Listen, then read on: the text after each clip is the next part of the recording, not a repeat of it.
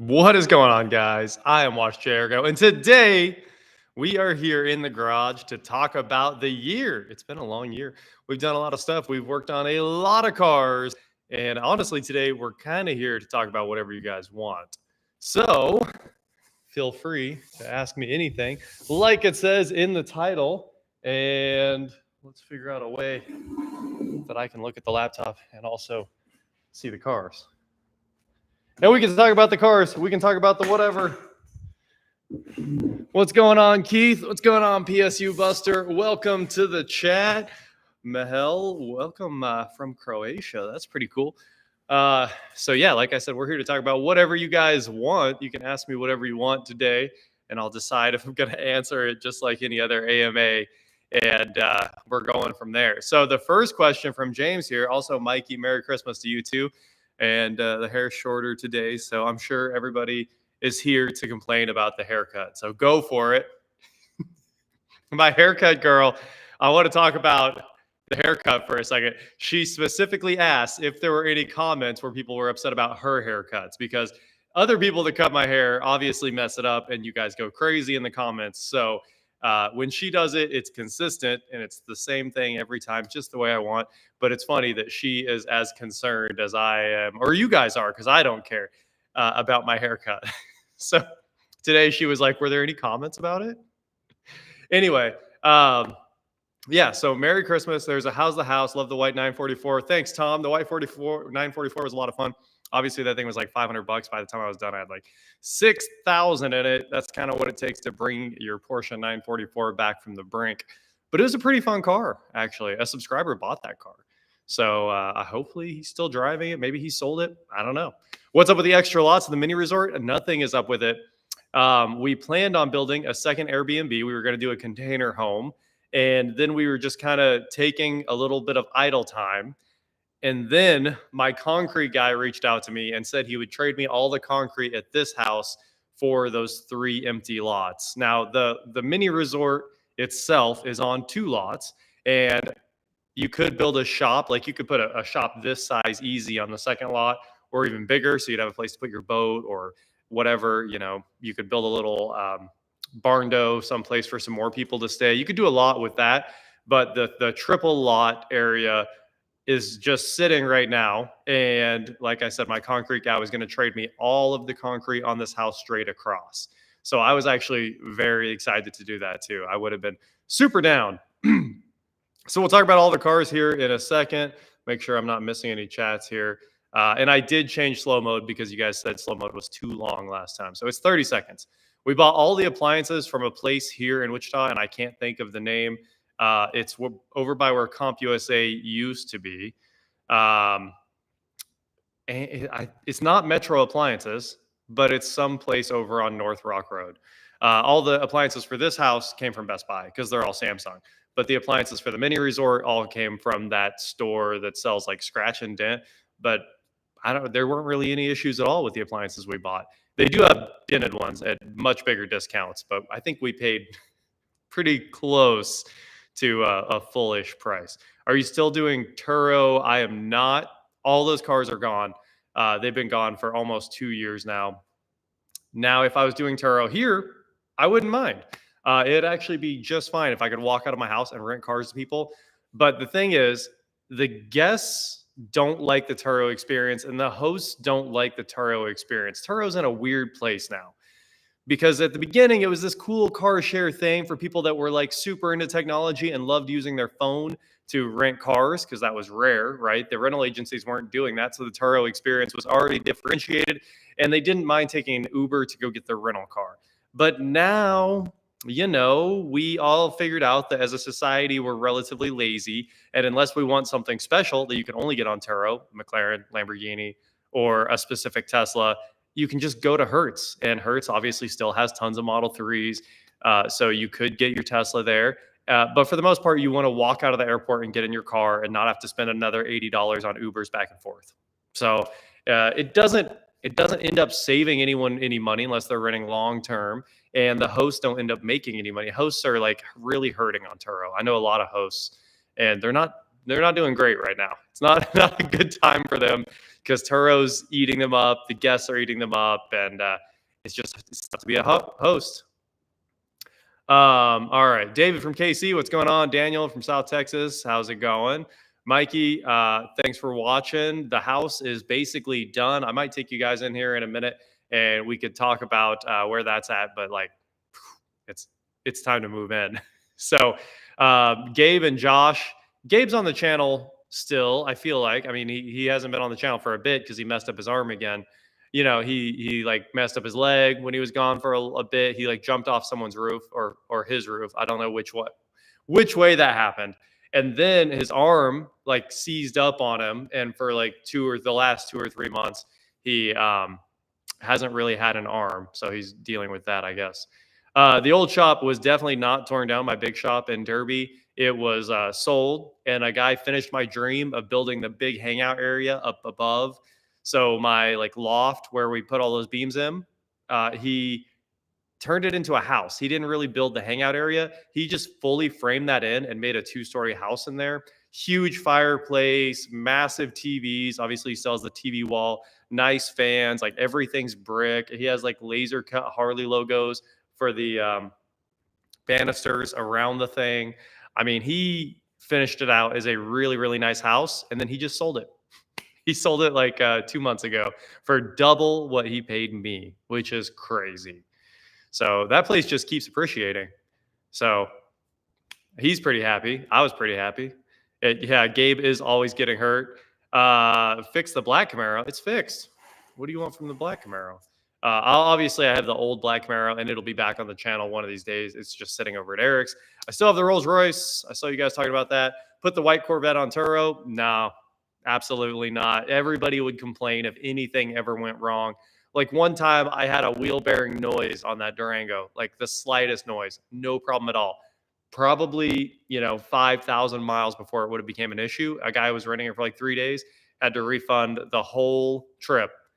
And then Turo pulled it because of a noise. Not a drivability issue, not a feeling, a slight whine, like the beginning of a whine. If anything went wrong with an 80s Corvette, everybody would complain. So I would never put an old car on Turo. Maybe this, but you'd have to charge like $1,500 a day. It's the only way that would work.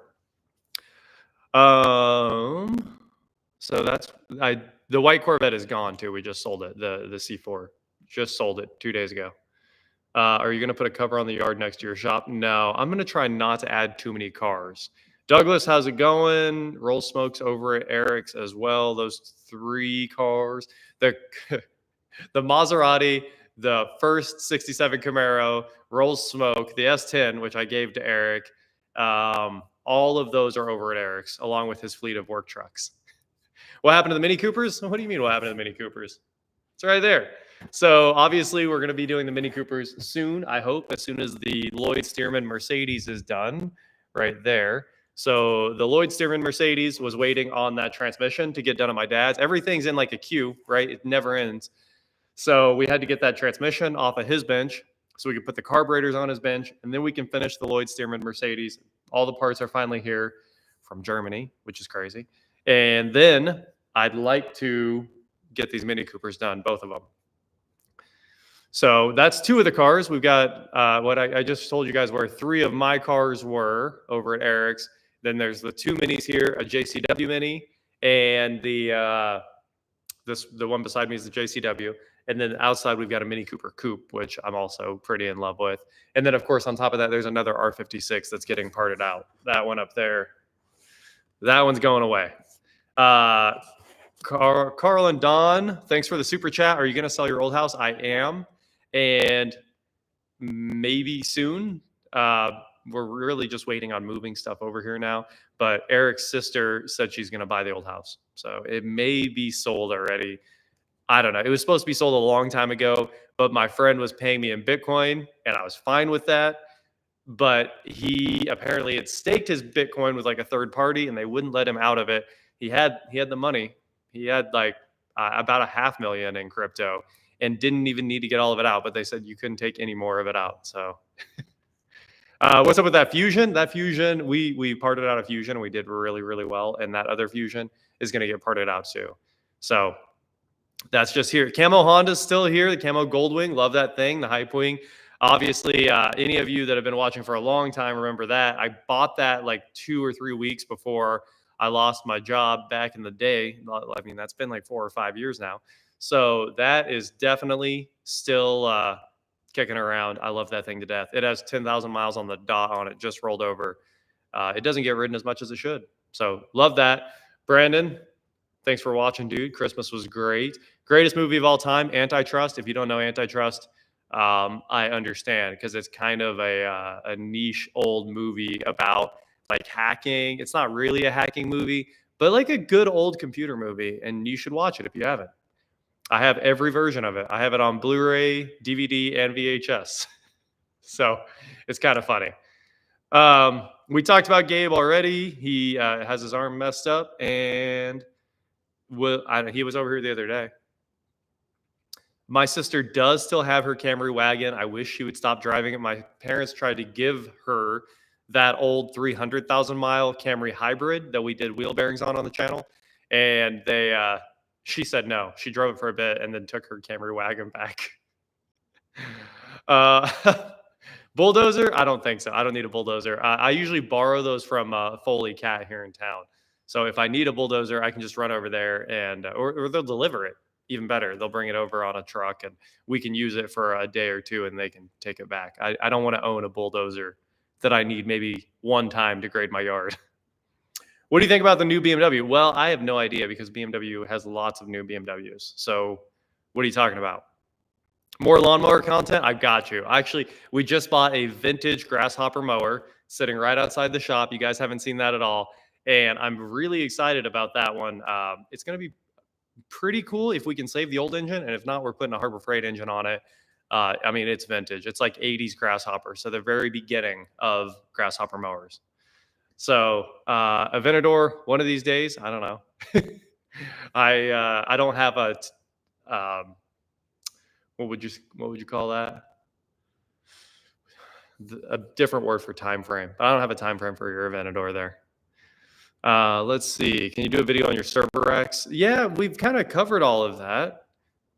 If you're doing a valve cover gasket replacement, do you need to drain the oil? Nah.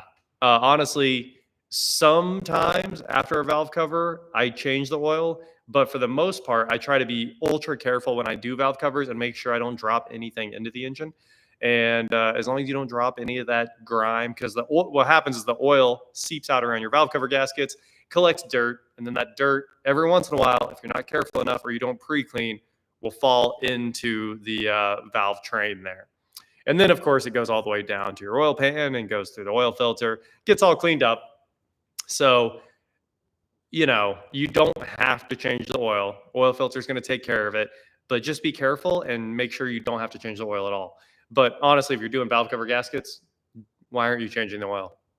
It's like $35 more normally. So that's why I would do that. You don't have to do that. Up to you. Obviously, no oil is coming out unless it's a Subaru or something. Then you might get some oil out. Which car do you wish you could buy back? I talked to Alex about buying my McLaren back, but I actually want a different one. It wouldn't be cool to buy the same one back. It's kind of boring, right? The S4 went to Montana. A guy flew down, hopped in that thing, 250,000, 300,000 miles on that twin turbo S4 that I bought from Ed Bullion, the Car Track S4. And of course, I drove it a ton, had a lot of fun, won the Car Track race with it, and I drove it all over. It was great. After that, it went to Montana, and he drove it all the way home and ran up a bunch of tolls on the Colorado tollways with my tag on it and then sent my tag back. So whatever. I guess I'll pay the fine. But that was a long time ago, honestly. Where do you get all that moolah for your projects? Just YouTube.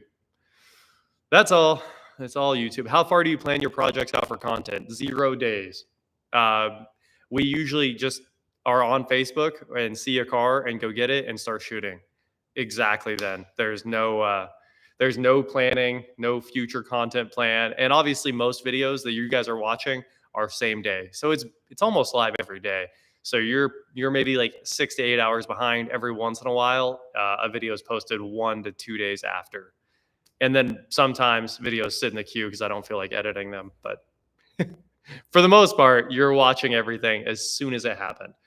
The most planning there is the Stearman Mercedes, because it's waiting on its carburetor rebuilds and they're contingent on other projects. So, all right. So there's a lot of stuff I haven't got to yet. But how's the Volt and Comma? Amazing. The Volt, obviously, last thing we did, you guys saw that on the channel. It needed decarboned. The valves were carboned up at 50,000 miles. Not that carboned up, but enough that it was running a little bit rough. So I just gotten back, or was just going to Denver with it. Obviously, completely hands-free. Left the house here for the most part. There's sort of one turn, one like ramp between it's Salina. You have to like go from northbound over to westbound to go to Denver. That's like the only turn for the most part from my house to Denver, even though it's 8 hours. so I head all the way up to Salina. You make that turn and then you let go again, and the car will drive the entire way. You got to make you got to touch the wheel one time in 8 hours. All right. So Dad obviously is on the channel quite a bit when he can be. He might be working on a generator or an air compressor right now, like one of those big standalone air compressor generators. So we might go shoot a video with that. I don't know if he's doing that this week or what's going on, but I know he wants to put the engine in it soon. So we should do that. It's kind of a fun one. That Mercedes is really cool, but again, it's historic and no one's watching. No one's really watching the Mercedes. I thought everybody would be into this because Lloyd Stearman's like the father of aviation, especially in Wichita. I mean, he built most of the aircraft plants here, something like 6 buildings in Wichita. There's whole restaurants and runways named after him and all that good stuff, but nobody's really watching the videos. So we're going to get it done, obviously, but it was headed to bring a trailer from the beginning. So it's leaving whenever I get the carbs done, whenever Dad and I get the carbs done. Motorcycle content in the future, maybe, because like I said, we just go buy cars, and there's always a chance one of them's a motorcycle. All right, so there's a lot of other questions. Oh, someone else asked about Josh earlier. Obviously, Josh, the Fractured Rooster, we built a lot of cars together. I love working with Josh because we work together just very well, cohesively, kind of like me and Legit Street Cars. We can just jump on a project and work really well forever because we're thinking the same things, doing the same things, and we troubleshoot roughly the same way. Alex explains it better. I don't explain things well on here. You guys know that, like, if you're watching this channel without a pretty reasonable level of understanding of cars, it's kind of tough to just jump into my channel. Alex is good at explaining things. So I do appreciate how he does that, but we work together super, super well. Is Hoovy jealous of you? I don't think so. I don't know why you would be. So yeah, the Mercedes has a couple videos left. Elliot, who knows what Elliot's up to? Old Elliot Alvis. Obviously, he's trying to make some videos again. He's been really busy with life and work. So, every once in a while he shows up. He shows up to Top Golf. Can't talk. He shows up to Top Golf with us and Hoovies more than he shows up in anyone's videos anymore. All right. So do you like your Apple Watch Ultra? Yeah, of course. I got an Ultra 2 now because when Eric started having his heart issues a few weeks ago, month ago, whatever that was, he needed to know when his heart was going into AFib. And there's another question from Mike about Eric right now. So, yeah. Oh, and I didn't finish talking about Josh. Josh and I built a lot of cars together. Now he's building his new house out 15 minutes down the road, and he's been busy with his house for so long that he will just continue working on his house, and he doesn't have time to work on any videos at all. He's actually flipping cars all the time now, but not making videos for his channel either. So, that's what Josh is up to, and maybe one of these days we'll get back to working on some cars with him. And then, of course, Eric had his heart surgery, open heart surgery 3 weeks ago now, about 3 weeks ago, 2 weeks ago, something like that, early December.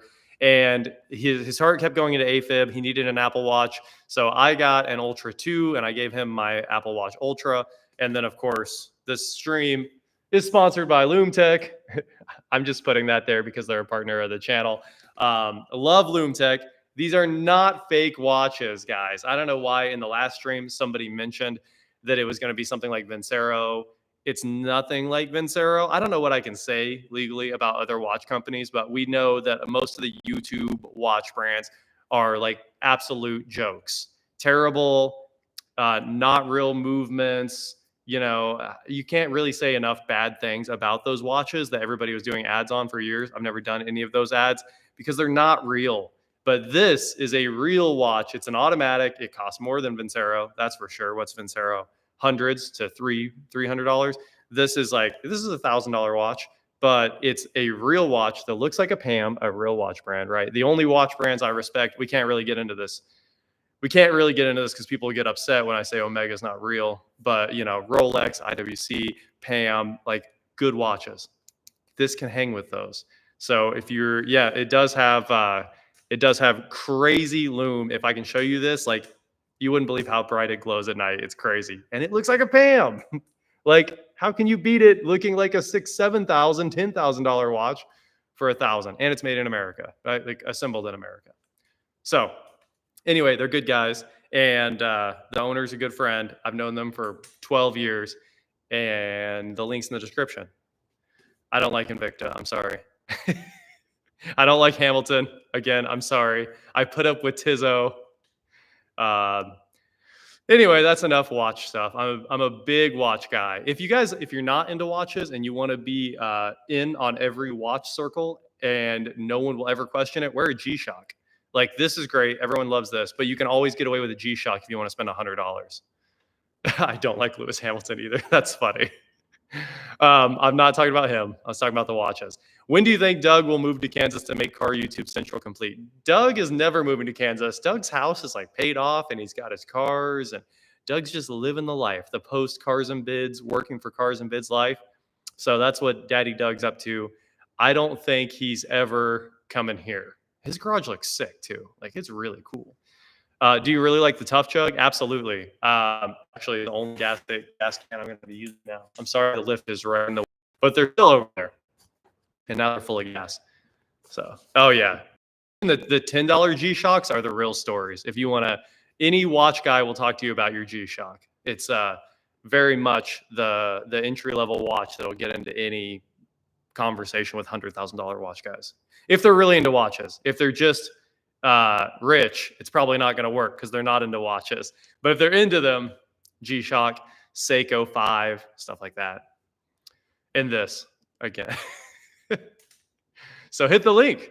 Aviation content. I'm not going to make aviation content. I talk about this a lot with a lot of other plane aviation guys, YouTubers. People always call the FAA on you. They are always going to tell on you for anything. Like the dumbest possible reasons, no matter how safe you think you're being, no matter how well you're portraying aviation. Like, look at Steve-O Knievo. Like, people have called the FAA on him. Then you got to head into the FSDO and go talk to those guys. You just should not be making YouTube aviation content unless you're completely committed to it. You have to be 100% committed to that and ready to deal with the government when they come ask you questions about why you made just one decision while you were flying. So as a pilot, I've got my student pilot's license. I haven't taken my written exam, tons of hours.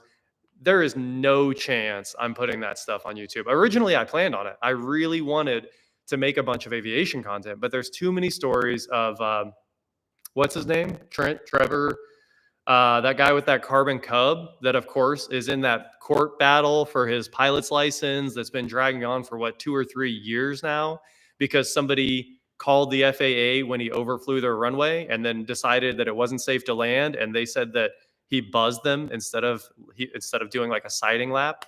Trent Palmer, there we go. Everybody knows Trent Palmer because he's got like 1 million, 2 million subscribers now. He makes great videos, but everyone's gonna call the FAA and tell on you. So no matter what you're doing in planes, don't put it on the internet. Of course, Richard Mille. How would I not love Richard Mille? I mean, they make all the McLaren watches. Love them to death. Beautiful designs. But they're also I don't think I'll ever own a Richard Mille. They're what? They start at like 160,000 now. It's cool. I don't think I'll have one. Anyway, let's see. I gotta scroll back here, guys. There's a whole bunch of comments here. Yeah, Seiko, G-Shock, always great. Lewis Hamilton, I don't think he's a bad guy. I don't really know much about him since we were talking about Hamilton watches. um, haven't worn a watch since I started putting clocks on phones. Yeah, just like you remember all of our teachers told us we weren't going to have calculators with us all the time? Sure do. Ricky, huge thanks for your super chat. Look at that. You got let's celebrate your 5th super chat on a live stream. That's awesome. Love that. I have an F250. I do not have an F350. I don't think I've ever had it. Maybe I had that dump truck might have been a 3. Dump truck was a 550. I don't think I've ever had an F350. No 1 tons. Smartwatches are great too. Yeah, you can't jump out of your plane and crash it for likes. That one's not working out for that guy. And yeah, I mean, everybody ends up talking to the FAA. Do it with Dan. It's not a call you want to get. It's not. Ryan, nice. Welcome to the stream. Have fun on vacation. So we'll see you back in first place soon. The Riley with the Lincoln is not my girlfriend. She's my next door neighbor. And I think we've covered that pretty well in the videos there. When are you going to race in one of Cletus's races? I asked him about that because we usually hang out at like all the 2Ks, everywhere we show up together. So I spend a lot of time with Cletus there, but he said that the Kansas guys don't make enough videos with them to be in the races. Basically that's what it is.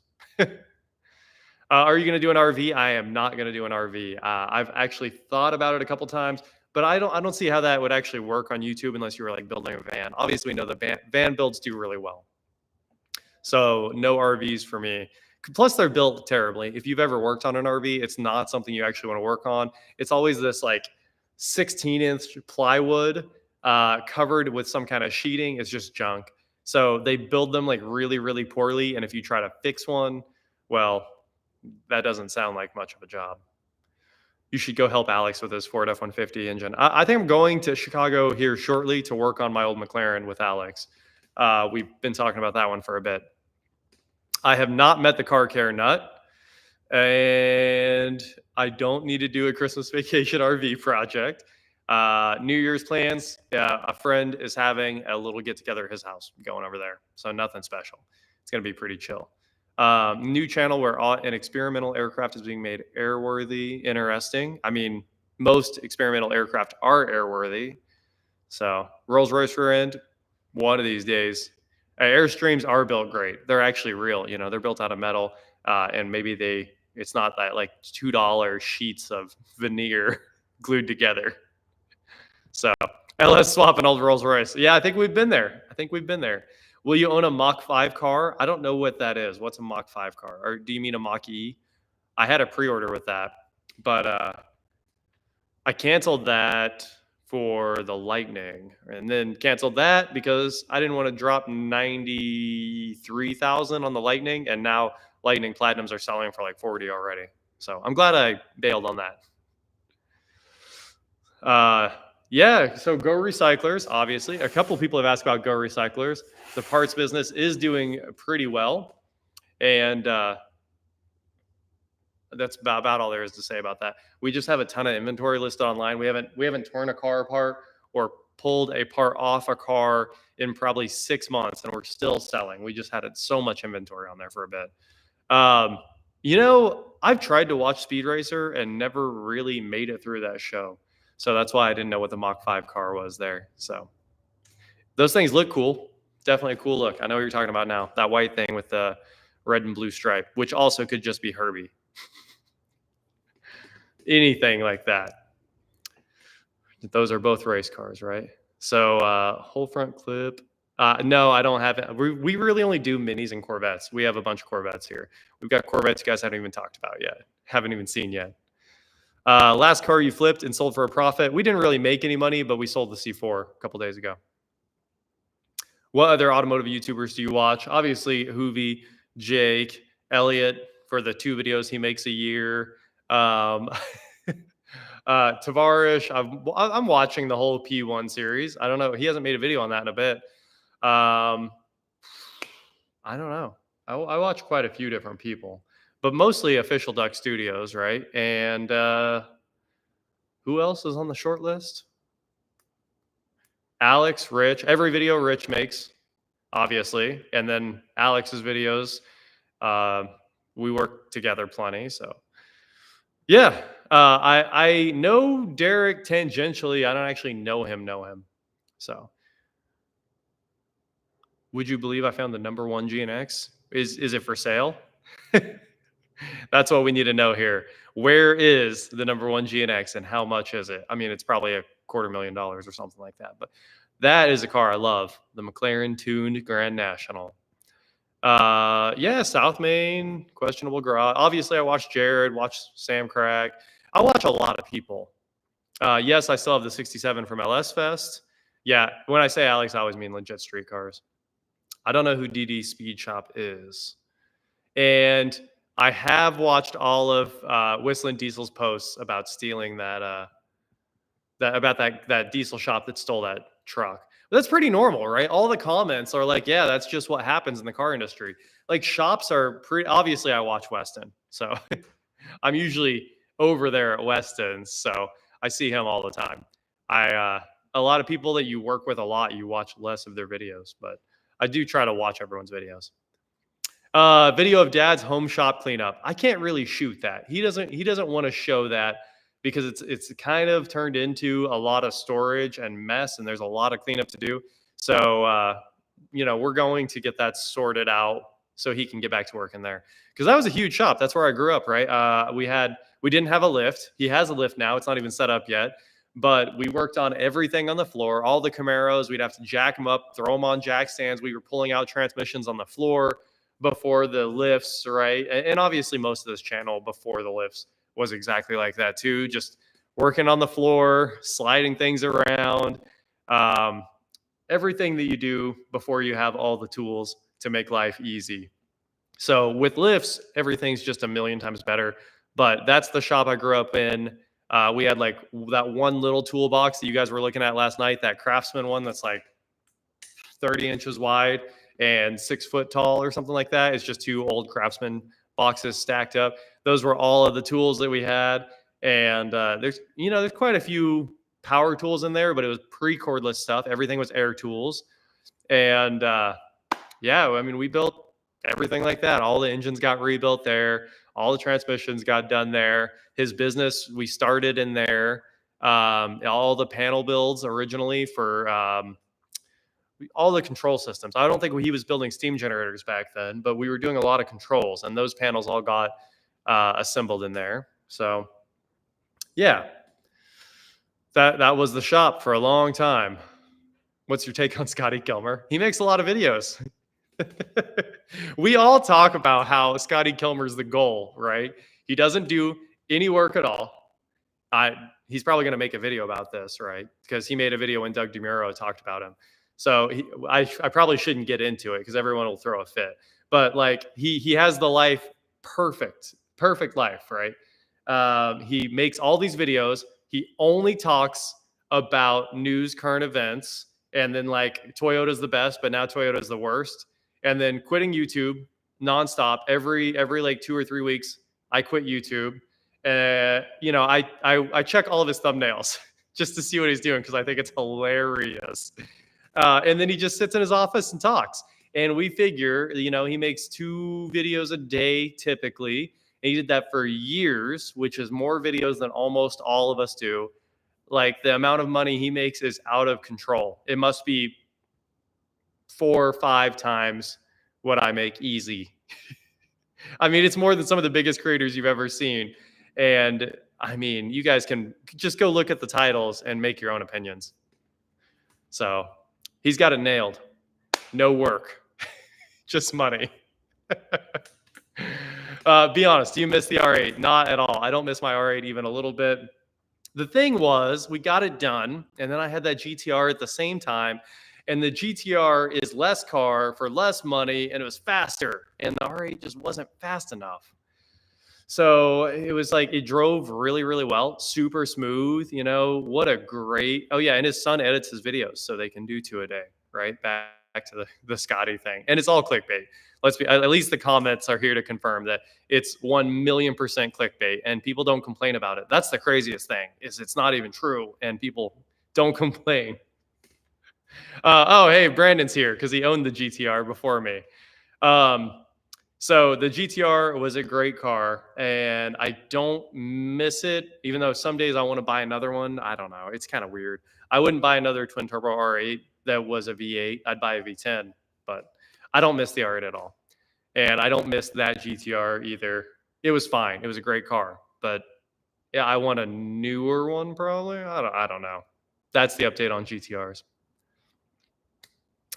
Yeah,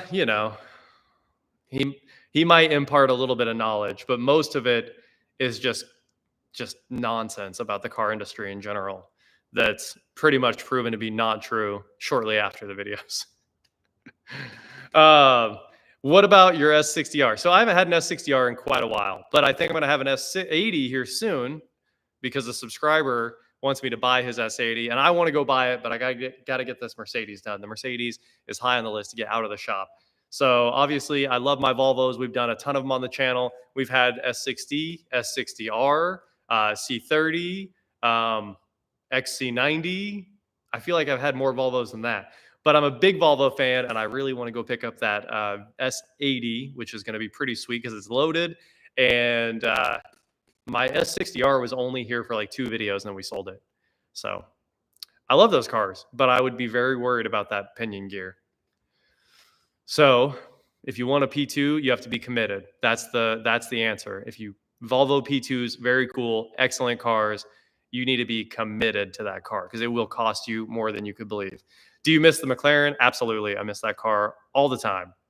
If you could change anything about your new shop, what would be your top 3 improvements? Well, Aubrey, first of all, there's one on the way, and it's right here in the center.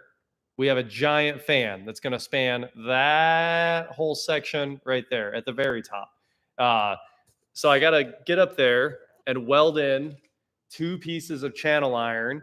I'm going to weld them into like, a half a square because I think that'll be a lot stronger than square tubing.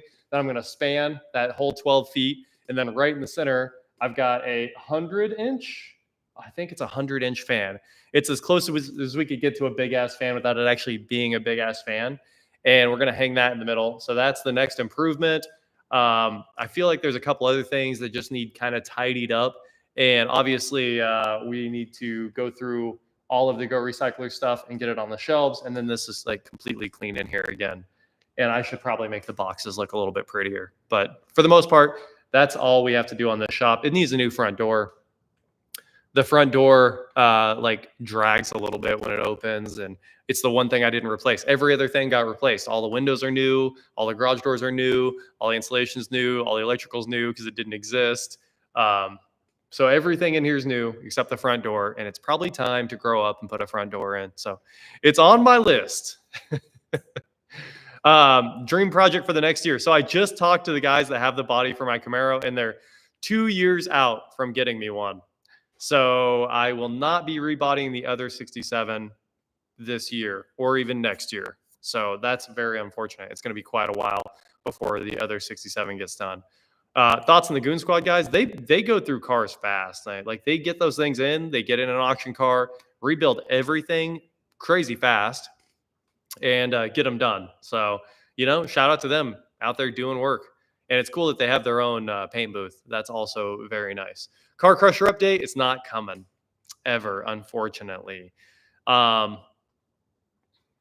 We aren't going to go back there. And it was running when we left, and that's really about all there is to say about it. We're just not going to talk about the Car Crusher anymore. So obviously Ram is leaving their Hemis behind. I think everyone will leave their V8s behind, and I don't see any problem with that at all. We've moved on from needing V8s.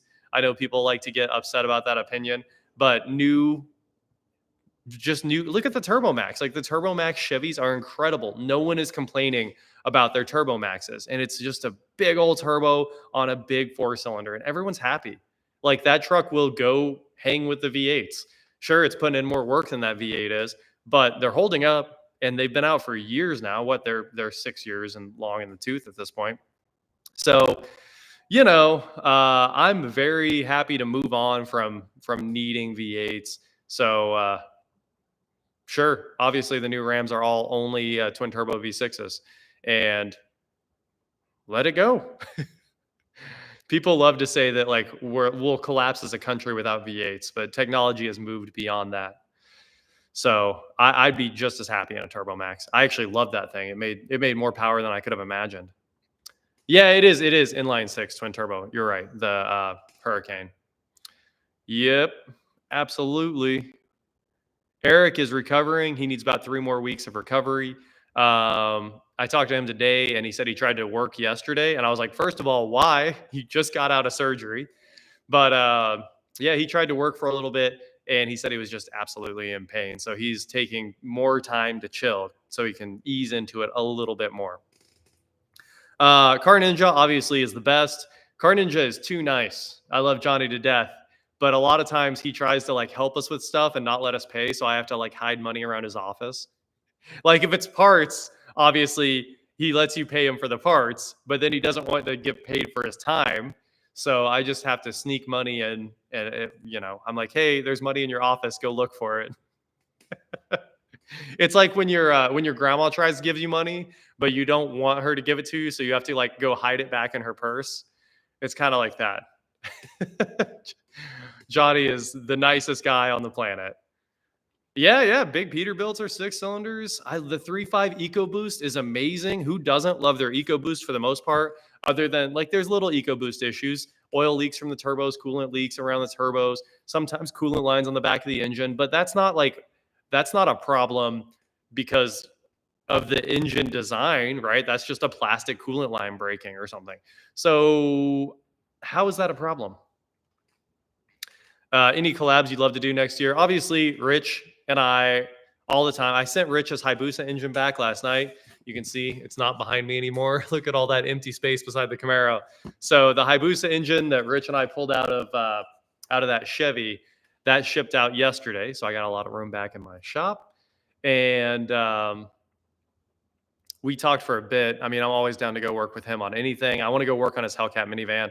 You guys have probably seen the previews of that.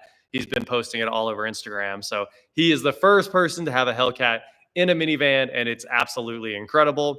It's the dream. He knew it was my dream. Obviously, Tavares wanted to do it, but here we are. Rich went and did it. Beat us all to it. Thoughts on auto start stop?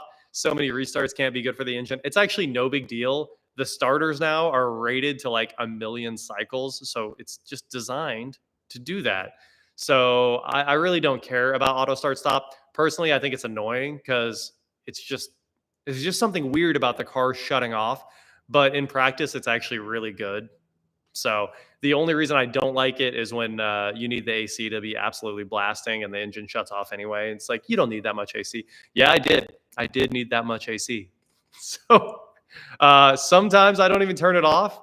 And then every once in a while you're at a light and you're like, oh, the engine's not running. So you reach down and shut it off. I don't like get in and shut it off obsessively like a lot of people do. So yeah, enjoyed the video at the Custom Land Rover Defender Company. Yeah, those guys rock. ECD down in Florida.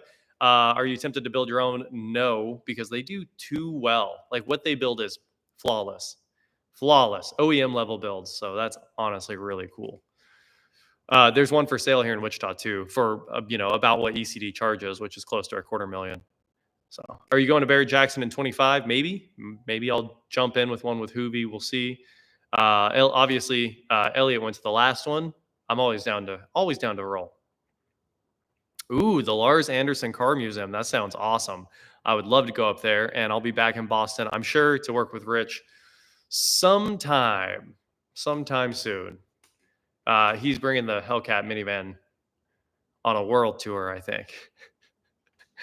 Do you still ride sport bikes? Yeah, sure. We made a video on one recently on the channel last month. The new CBR with the auto shift or the E-clutch. So that was really cool. All right, so let's scroll back a little bit. I know I missed a bunch of messages here. Sorry, guys. I haven't watched Big Time yet. It's actually on my list because we talked about it last time or something like that. So Big Time is like pulled up in a tab for me to watch it. Scrolling back down here. I don't know what duct tape drags is. Sounds kind of cool. What's the update on the airplane guys Mercedes? It's sitting right here, and it's the next thing on the list. It literally is like it's the top of the to-do list because we do need to get it done. And the transmission that we did in the last video last night was on the bench where the carbs need to be. So now that the transmission's together, I think today, I can't wait to get over there and get those carbs done, and then this thing will run. Should be awesome. All right, so that's the Lloyd Stearman Mercedes. Obviously, the 67 Camaro just got everything. I don't know if I even articulated how much work got done in the last video. People were upset that I didn't do it. But what got done on the 67 Camaro was fresh oil. It's behind me here. I can't reach it. But Lucas Racing, a special Lucas Racing oil for basically big blocks, high zinc builds, stuff like that. All new coolant, full coolant flush, another 100% brake flush. And one of the brake lines was like ballooning when I stepped on the rear brake. So that got swapped. So diff got resealed at the same time.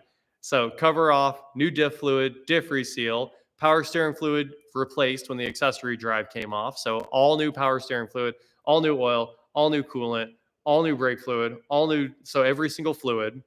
Obviously the water pump. You guys saw that. This car got literally every single thing. Oh, and the valve covers got pulled and the valves got adjusted. So everything got gone through on that car, which is just crazy.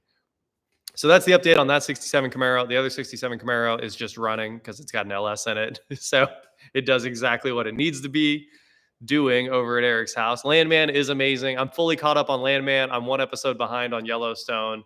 I like the Taylor Sheridan shows. They are just Bentley commercials, though. They're just Bentley commercials.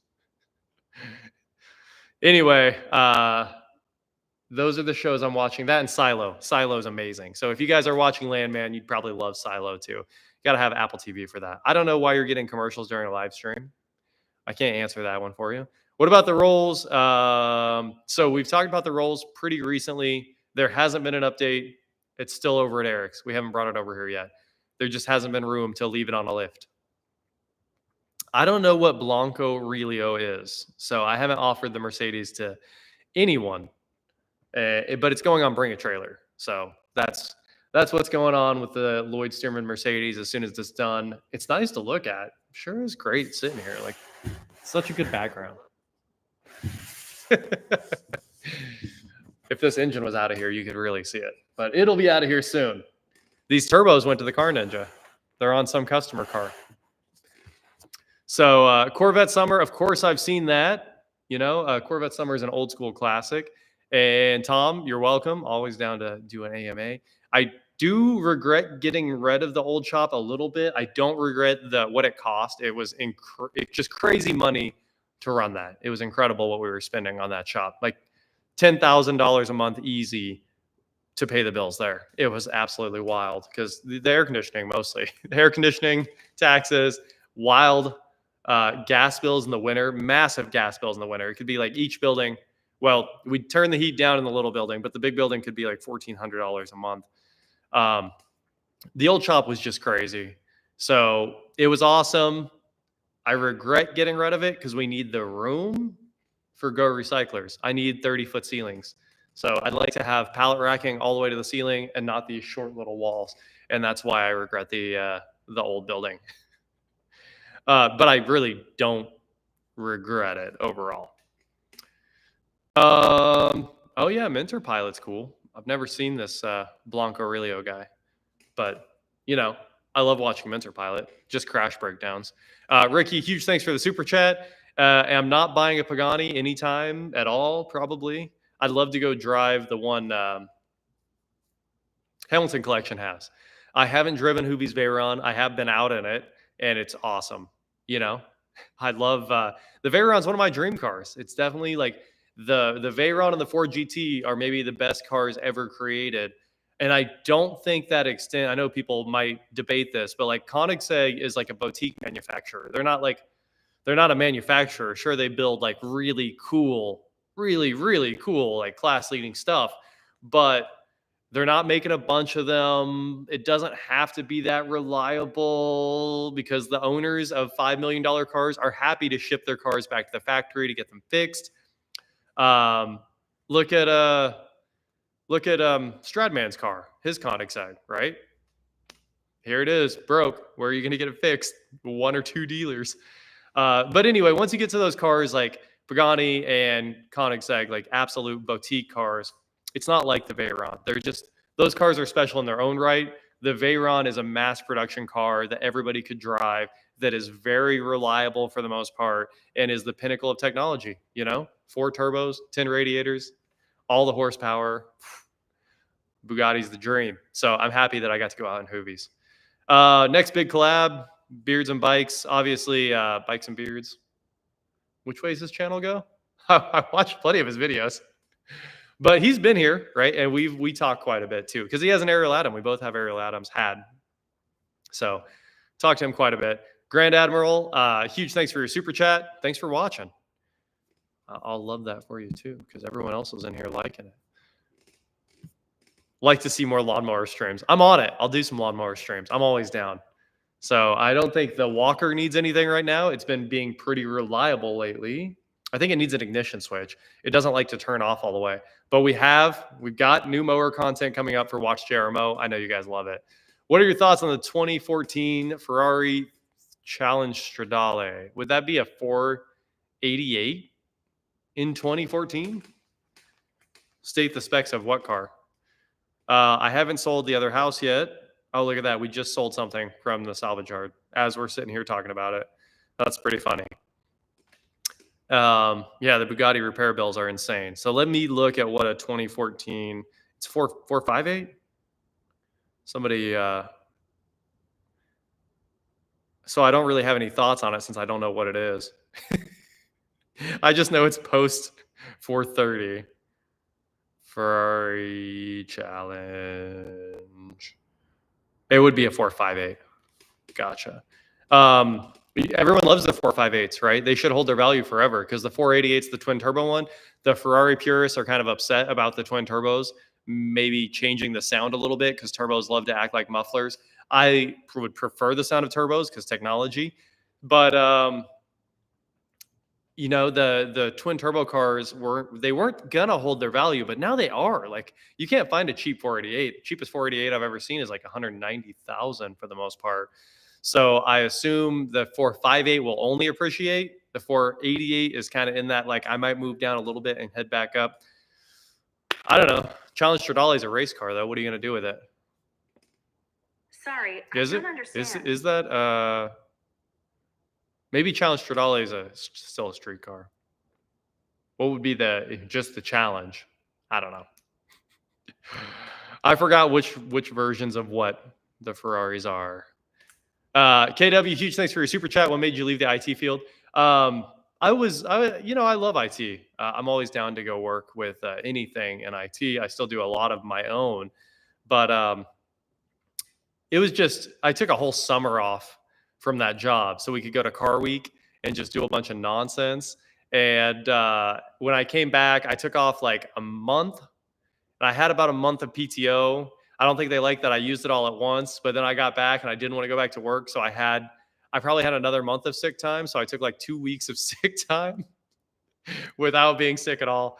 And I think people were upset. So that was about the time I got let go from there. I didn't leave because I wanted to quit IT. It just worked out. Everything just kind of worked out time frame wise. But I love the IT job. Yeah, I love doing tech content too. Obviously, we have the whole tech channel. I was wondering if you have an update on a Gabe's Opel GT. It hasn't moved since the last time you guys have seen it, which has probably been 3 years. I'd say there have been no updates. Nothing's changed at all. So that's exactly where that is. Do a flip, can't do a flip. I actually can't do a flip. So we went to the trampoline park the other night, still can't do a flip. I've actually tried to learn. I can't do that. Would you buy a Hoopty EV? Yeah, we've done Hoopty EVs on this channel before. I had that battery powered Selectria, which was a Geo Metro. So many cars, but we've absolutely done hoopty EVs. And we had that Tesla that ended up needing a motor. I was going to put a battery in it, and then we found out it got a new battery, had a new battery, and then it needed a motor too because it had the coolant ingress. Yeah, it's the whole point of the Bugatti. 4 turbos, all-wheel drive. It's the pinnacle of technology. Nothing is ever better than the Veyron. We know that it's the greatest car ever created. 16 cylinders, 10 radiators. It's just the best of everything. Can suck all the air out of a room in minutes. It's crazy. I have that Wii U from the tech channel. Obviously, we haven't done anything with that since. My brother's in here. Shout out to Jared. Merry Christmas and Happy New Year to everyone.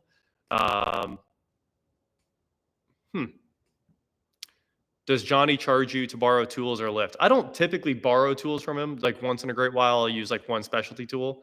Like that Audi? I did borrow his timing tools for that one. But no, he doesn't charge us anything for that. What type of water heaters are you running? Tankless over here, and a brand new tank at the other house, and a tank at the mini resort. So I wanted to have that unlimited hot water, and it's actually unlimited. So I didn't know if that was actually possible. I thought it was more of a like, yeah, hot water on demand, but no, it has not ran out at all. Fractured Rooster, stop making videos because he's way too busy. Yeah, you can fill a tub easy. I mean, you can fill anything. So, I mean, I've let my shower just run forever and check to see if it was still hot, and it was still hot. We verified that it does not run out of hot water.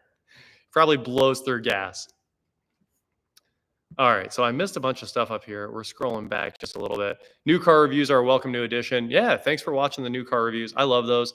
Ioniq 5N was incredibly fun. Silverado EV, incredibly fun. The Jetta, I'm in love with. I actually thought about selling my Volt and grabbing that Jetta because I think Kama works on it.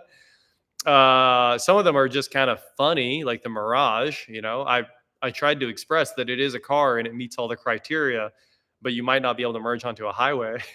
So... yeah, I love the new car reviews. Get to drive lots of cool stuff that way. Let's see. Update on your ISP issues. It's still terrible here. The mini resort is 100% done, and it's awesome. I'm going to head up there, I think, maybe tomorrow. It's today, Friday. Maybe tomorrow, maybe Sunday to go, the lock batteries need replaced. It's warning me about those. Got to clean up some things, blow some leaves off. But yeah, mini resort obviously done, and it's just great. It's a nice place. It's for sale. If you guys haven't seen it, here, let's see. Zillow. Here's the link. I'll put it in the chat. Buy it. There you go. You guys can click on it.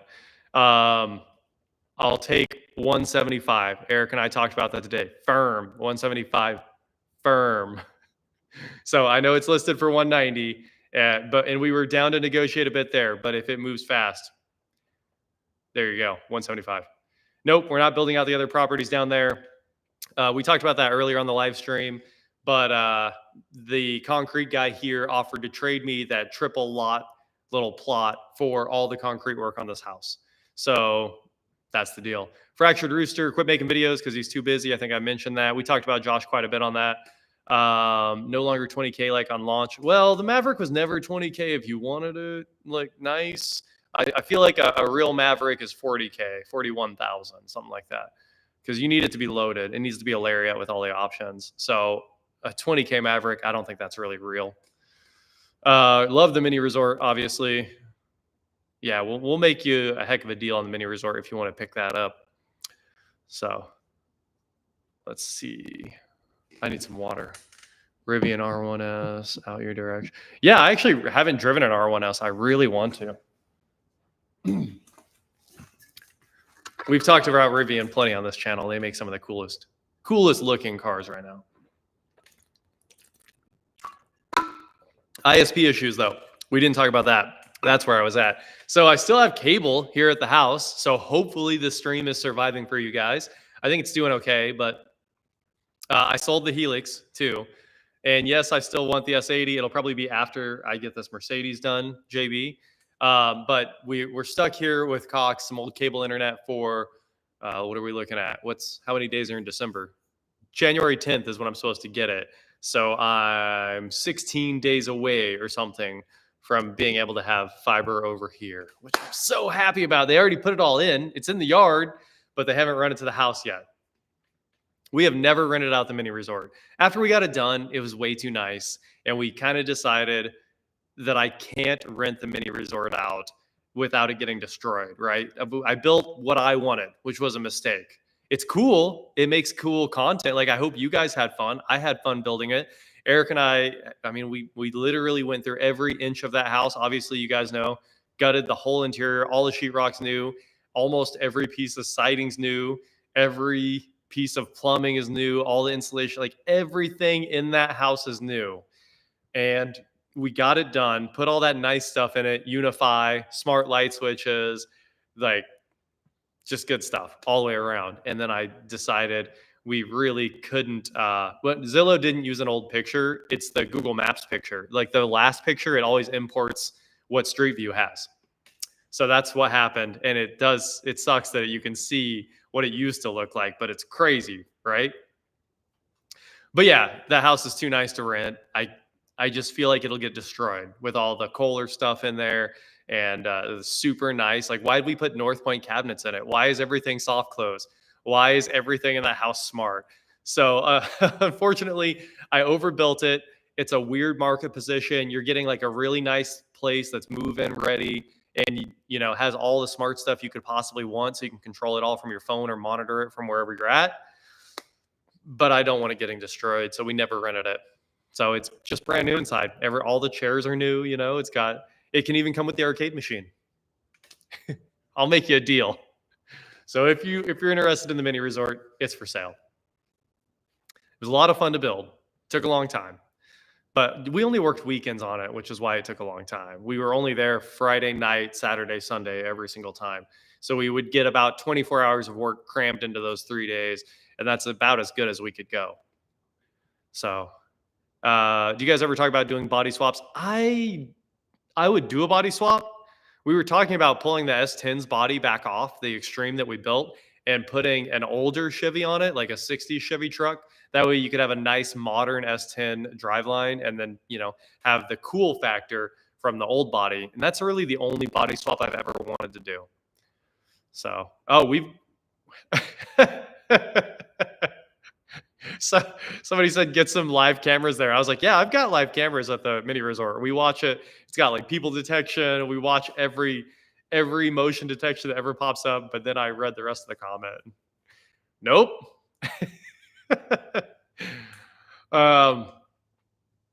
Yeah, and somebody asked about the Helix, Be Active Life. So the Helix is long gone. Unfortunately, I knew it was going to need the transmission gone through, that CVT, and it ended up needing all the bearings in, like, the whole rear end had to be replaced. So that ended up costing way more than I wanted to spend. So a friend of a friend bought it, and the friend in the middle fixed it for him. So I sold the Helix. It was great, though. I rode it around a ton.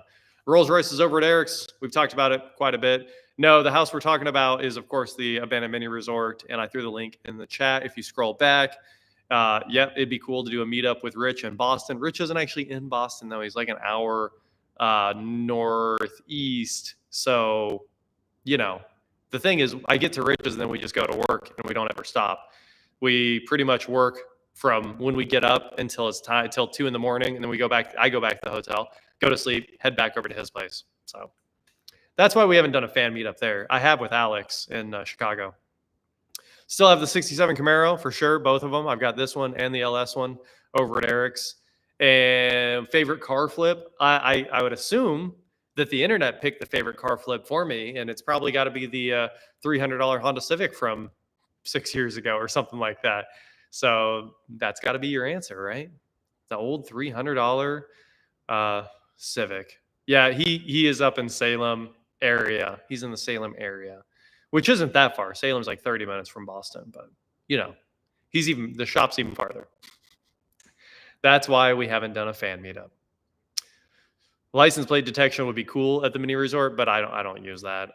I know it's in the new AI cameras, but I have the pro cameras and not the AIs. What was that car? No. That was the silver Civic from the church parking lot where they just abandoned it there for like 2 years or something. The green Civic was way before that car. I like flying into Boston, Logan, so I don't know. Rich always comes and picks me up, so it's not that big of a deal. I pick him up here, he picks me up there. Everything works out. When are you building a barn with lifts to get all your cars?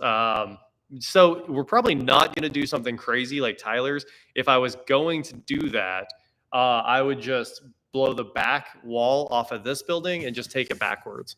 So the plan was kind of always to add another 40 by 60, match the roof pitch up, and then just take that wall out. And I could have 40 by 120, which is all the room in the world, right? The problem is the ceilings are too low in here. The lifts were tricky. I mean, you guys remember, I made videos about building all that, but the lifts barely fit in here. Barely fit. How much debt are you in? I don't know. My one house loan from the old house, not this house. When in doubt, installed more 2-post lifts. So I'd like to do the triple stacker, not the triple stacker high, the triple wide that Tyler has.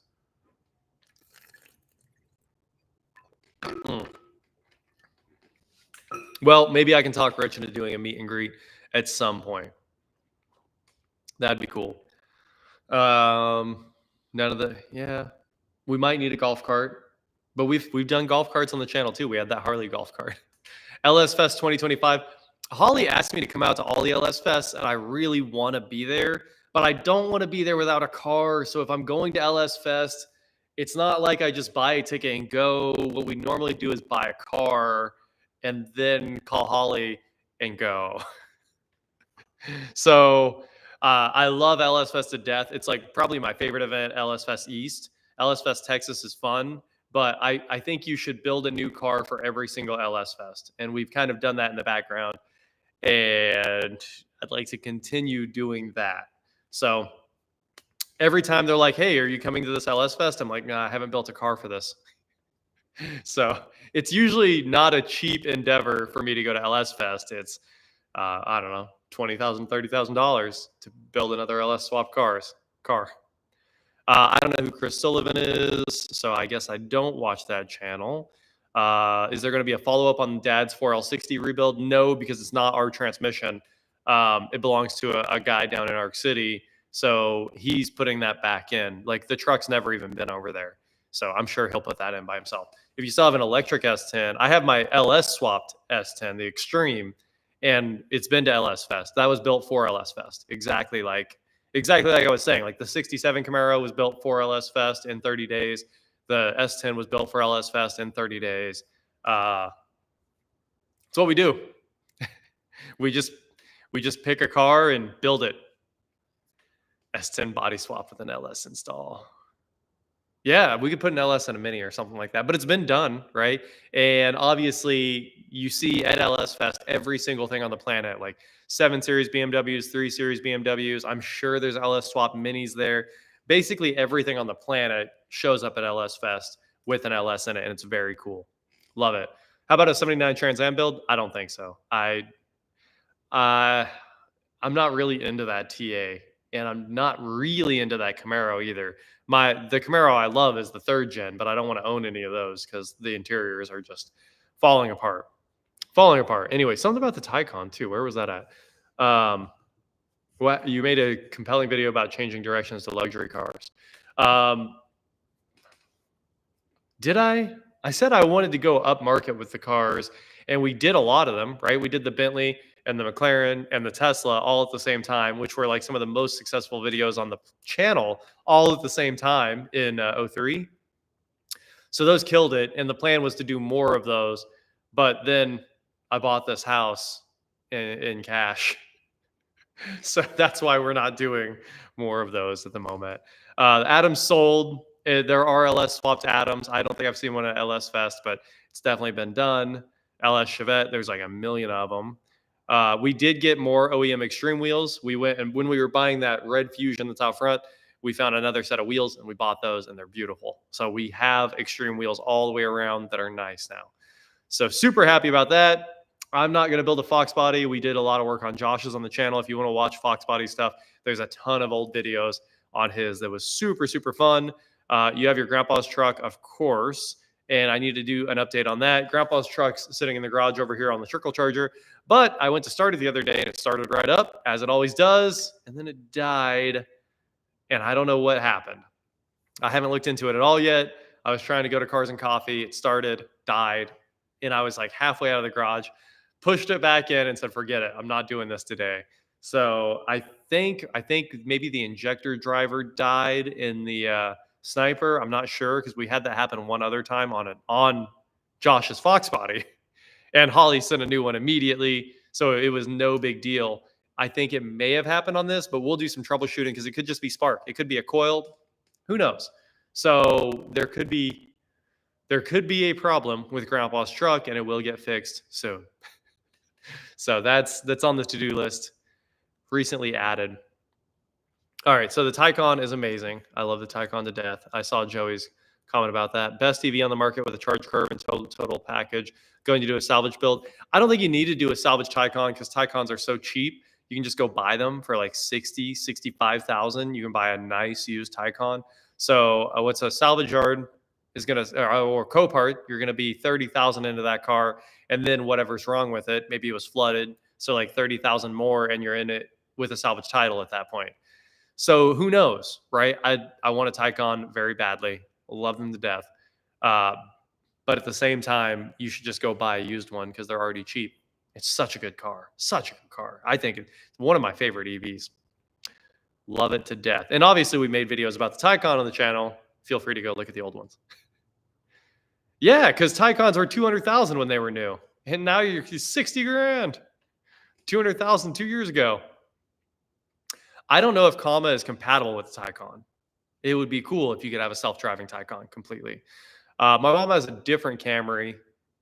After the one that we worked on in the video last time, that they tried to give that one to my sister, and she bought a newer one, slightly newer, like 12. Not even that much newer. My R8 wasn't a huge letdown because we fixed everything. And what broke last? I don't know what broke last. Whatever it was probably, I mean, we had to like go through all the boost tubes, tighten everything down again. I think we might have blown one tube off while we were doing some of the testing. So, you know, we pressure tested the system, tightened everything down, went through the R8 completely, and it just wasn't fast. That was the problem. After we got it done, it just felt like a V8 R8 with cool noises. It didn't feel fast. And that's not what I was going for. I was going for like fast. Really fast. Yeah, Taycan seats are definitely very, very small. They fit me wonderfully. Love them to death.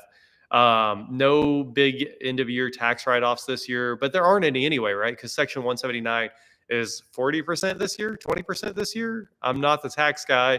You tell me. Let's see, if 22 was when I bought that truck, it was 100% Section 179. 23 was 80. 24 is 60. Okay, it's 60%. It's 60%. So the R8 doesn't have enough fuel pump really to switch to flex fuel. It probably would make a lot more power on flex fuel, Steve.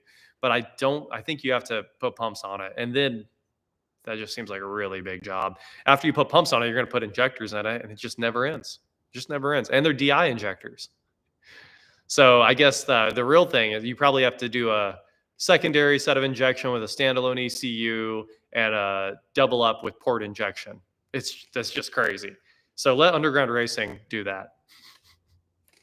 Let them do that. It takes a lot to make an R8 actually fast. Yep, we're still running the salvage yard. Go recyclers. I'll never get tired of seeing minis in the garage. I mean, this mini's getting fixed. I don't think we've made a single video about it, but I love JCWs to death, and it's a real JCW. So we're going to fix a bunch of those. All right, so there was a lot of chats. I got to roll back a little bit here. Fix, drive, break, repeat. Yeah, they just keep breaking. Cars and Coffee was like November, the last Cars and Coffee. That's when the truck started and died, and that's when I said, I'll get back to it. What happened to your dad's Frontier Supercharged? That it wasn't even his. My parents bought it for his mom, and she's driving it. That's where the Supercharged Frontier went. So how much sheet metal on this 67? I think it's 100% original. My other 67 also 100% original, but it needs replaced 100%. So this one's just nice. The other one, I'm going to body swap. That's the plan.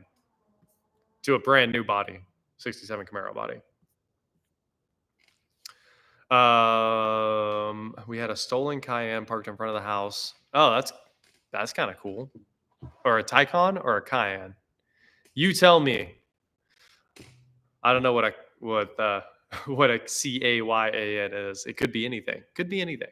I have two 60s Yamaha motorcycles over my dad's and his dad's. Would love to see them running one day.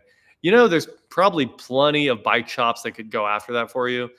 Probably not something for me to work on. A lot of people hit me up asking me to work on their cars, but it's just not really, especially motorcycles. I don't see that being really, really good content. Harley, yes. Harley, people love watching Harley stuff. It just never ends. Harleys are evergreen. Four-door 911 would be like a Panamera, so a Taycan. But there's no engine. So it would have been a Panamera, right? It must be a Panamera. I love Panameras. Panameras are the ultimate dad car. I think every guy wants a Panamera, right? Because you get to haul all your friends around. It's kind of a shooting brake. It's got that big station wagon thing going on, but it's got a 911-ish drivetrain. So it's kind of the ultimate car. Lots of luxury in the back too. So, oh yeah, there were a couple questions about Dodge Vipers. I like the Viper. I would only buy a 3rd gen or newer, and I really want a 5th gen, but I kind of want like a Calvo 1200 horsepower 5th gen if I'm going to do that. Yeah, Ron, I could do a Honda Rune. Those would be cool. Obviously, the Rune is a very, very cool bike, but Bikes and Beards already has one. So I think the YouTube segment of Honda Runes might be covered. Everybody that's looking for Rune content is just watching it from him. So that's definitely cool. But I don't know if I'm going to buy one because they're also very expensive. Very expensive. Thoughts on the new VW bus design? I don't have any thoughts yet. I sat in it the other day and I loved it. And then VW said I could take it out and we can make a video on it. So count on a VW review coming soon. So VW bus review, the new ID Buzz. What's up with the old Mercedes? We've talked about it quite a bit on the stream. It's sitting right there. And the carburetors are next on the list. So you should see that running very soon. I'm super pumped to get that thing going. But that transmission had to be done just so we could get those carbs done. They're going on the same bench.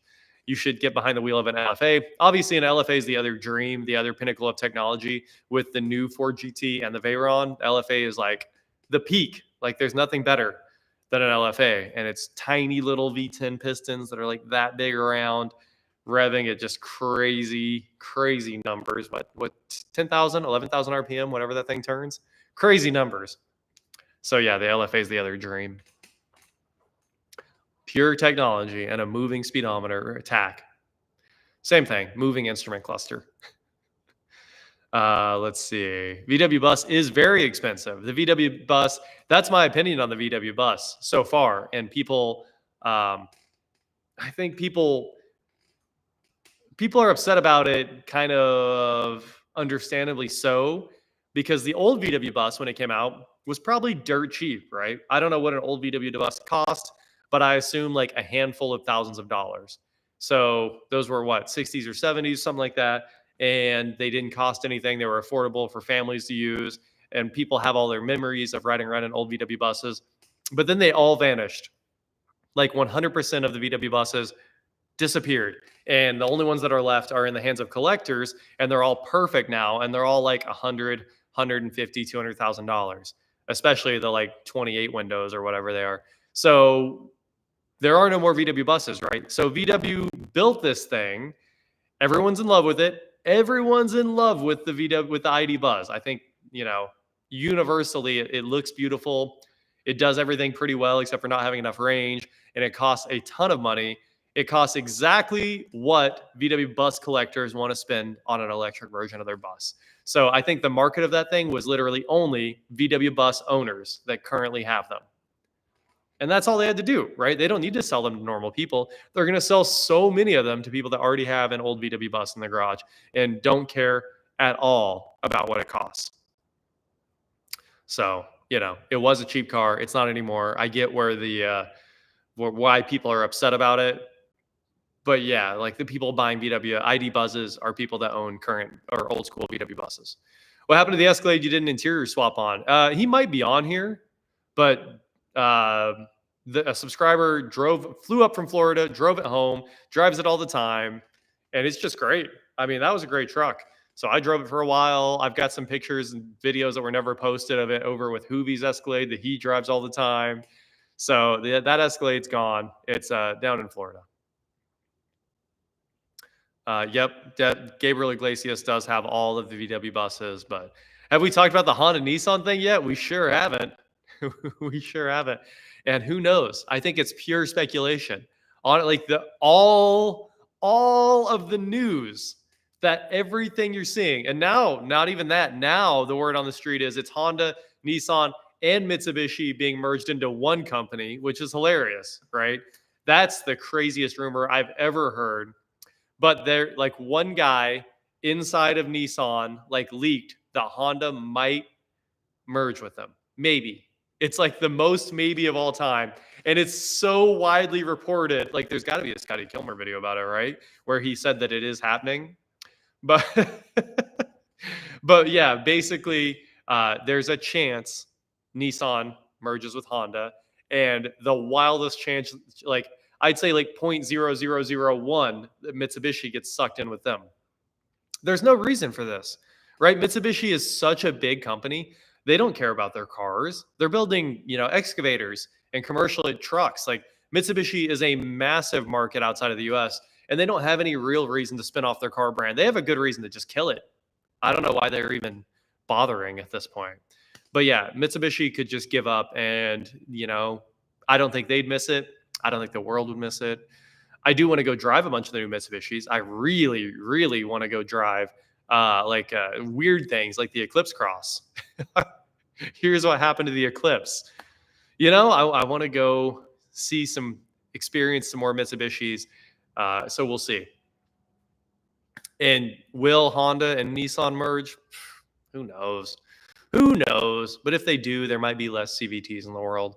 At least bad CVTs. So that's it. Yeah, I mean, Sprint used to be a phone company that was killing it until T-Mobile soaked them up. But I mean, T-Mobile was killing it. So Honda's not killing it, are they? Honda's just living. I don't think they're killing it. They're not Toyota. So that's the thing. Yeah, I don't know. I wouldn't bet on any of it. But yeah, Nissan is. I think that the rumor that Nissan is 12 to 14 months from bankruptcy, that rumor sounds real, and there's no reason not to believe that one. S2000 or Z4M, I don't know. I'm a big Z4 fan. I've had a Z4, and I'm not a big S2000 fan. So I guess Z4M. Honestly, I'd buy a non-M Z4, and I think I hear that from a lot of people that you'd rather just have a normal old Z4. Repair costs way less. Obviously, you can mod that thing forever. You could throw a turbo on your Z4. There's just so many reasons to have a non-M BMW from the era where they all had rod bearing failures. So, not an S2000 though. Which killed off GM brand would you most like to see resurrected? Pontiac, Saturn. I want to say Pontiac, but Saturn made so much cooler stuff. Saturn was so much more innovative than Pontiac. Maybe Oldsmobile, so I could have the Aurora back and the Alero. But I don't know. Probably Saturn. Saab was great, obviously. I love Saab. You guys know how many Saabs I've done on the channel here. Big Saab fan. But I don't know. Saab makes sense in other countries. It doesn't really make sense in the US, especially with most of the cars that were like late Saab just being GM cars that were rebadged. So, but I want to drive the ID Buzz, John. So there is a need to do an ID Buzz video. I think it's incredibly cool just from sitting in it the other day. So the ID Buzz review is coming. There's no doubt about it. I want to drive it. I don't believe all the people saying it's bad. I'm going to find out. Joking aside, more Riley. Yeah, we've got more Riley coming up. We're going to do a bunch of work on her car. valve cover gaskets, intake gaskets, bunch of work. Yeah, Saab just doesn't. Saab makes sense where the Swedes are. It doesn't really make sense over here. It's so cool, but I don't know. Thoughts on a Cadillac ATS 2.0 for a daily? It's probably fine. What could be wrong with that? I really would love to have an ATS V, but I think the ATS is just a good car. So I buy one with like 75,000 miles on it and drive it for the next 75,000 miles. Who doesn't love saying Saab? We've made a lot of Saab videos here. Chances of Riley being the new sidekick shop assistant? I don't know. She can come hang whenever she wants, but she has a job. So what is your average week? Usually right now, I'd say Riley's a neighbor. For the last 6 months, it's been work on the house all the time. Just work on the house all the time. And then come out here and make a car video and then go back in the house and work on the house some more. So soon we'll be back in the shop and done with the house. We're so close. It's down to like trim. That's it. Blackwing would be very cool. Love the Blackwing to death. I really want to drive it. I haven't driven it, but I'm sure it's good. I mean, it's the successor to the CTSV, so it has to be good. Everyone that's driven a Blackwing has said they're incredible, and I'm sure they're incredible.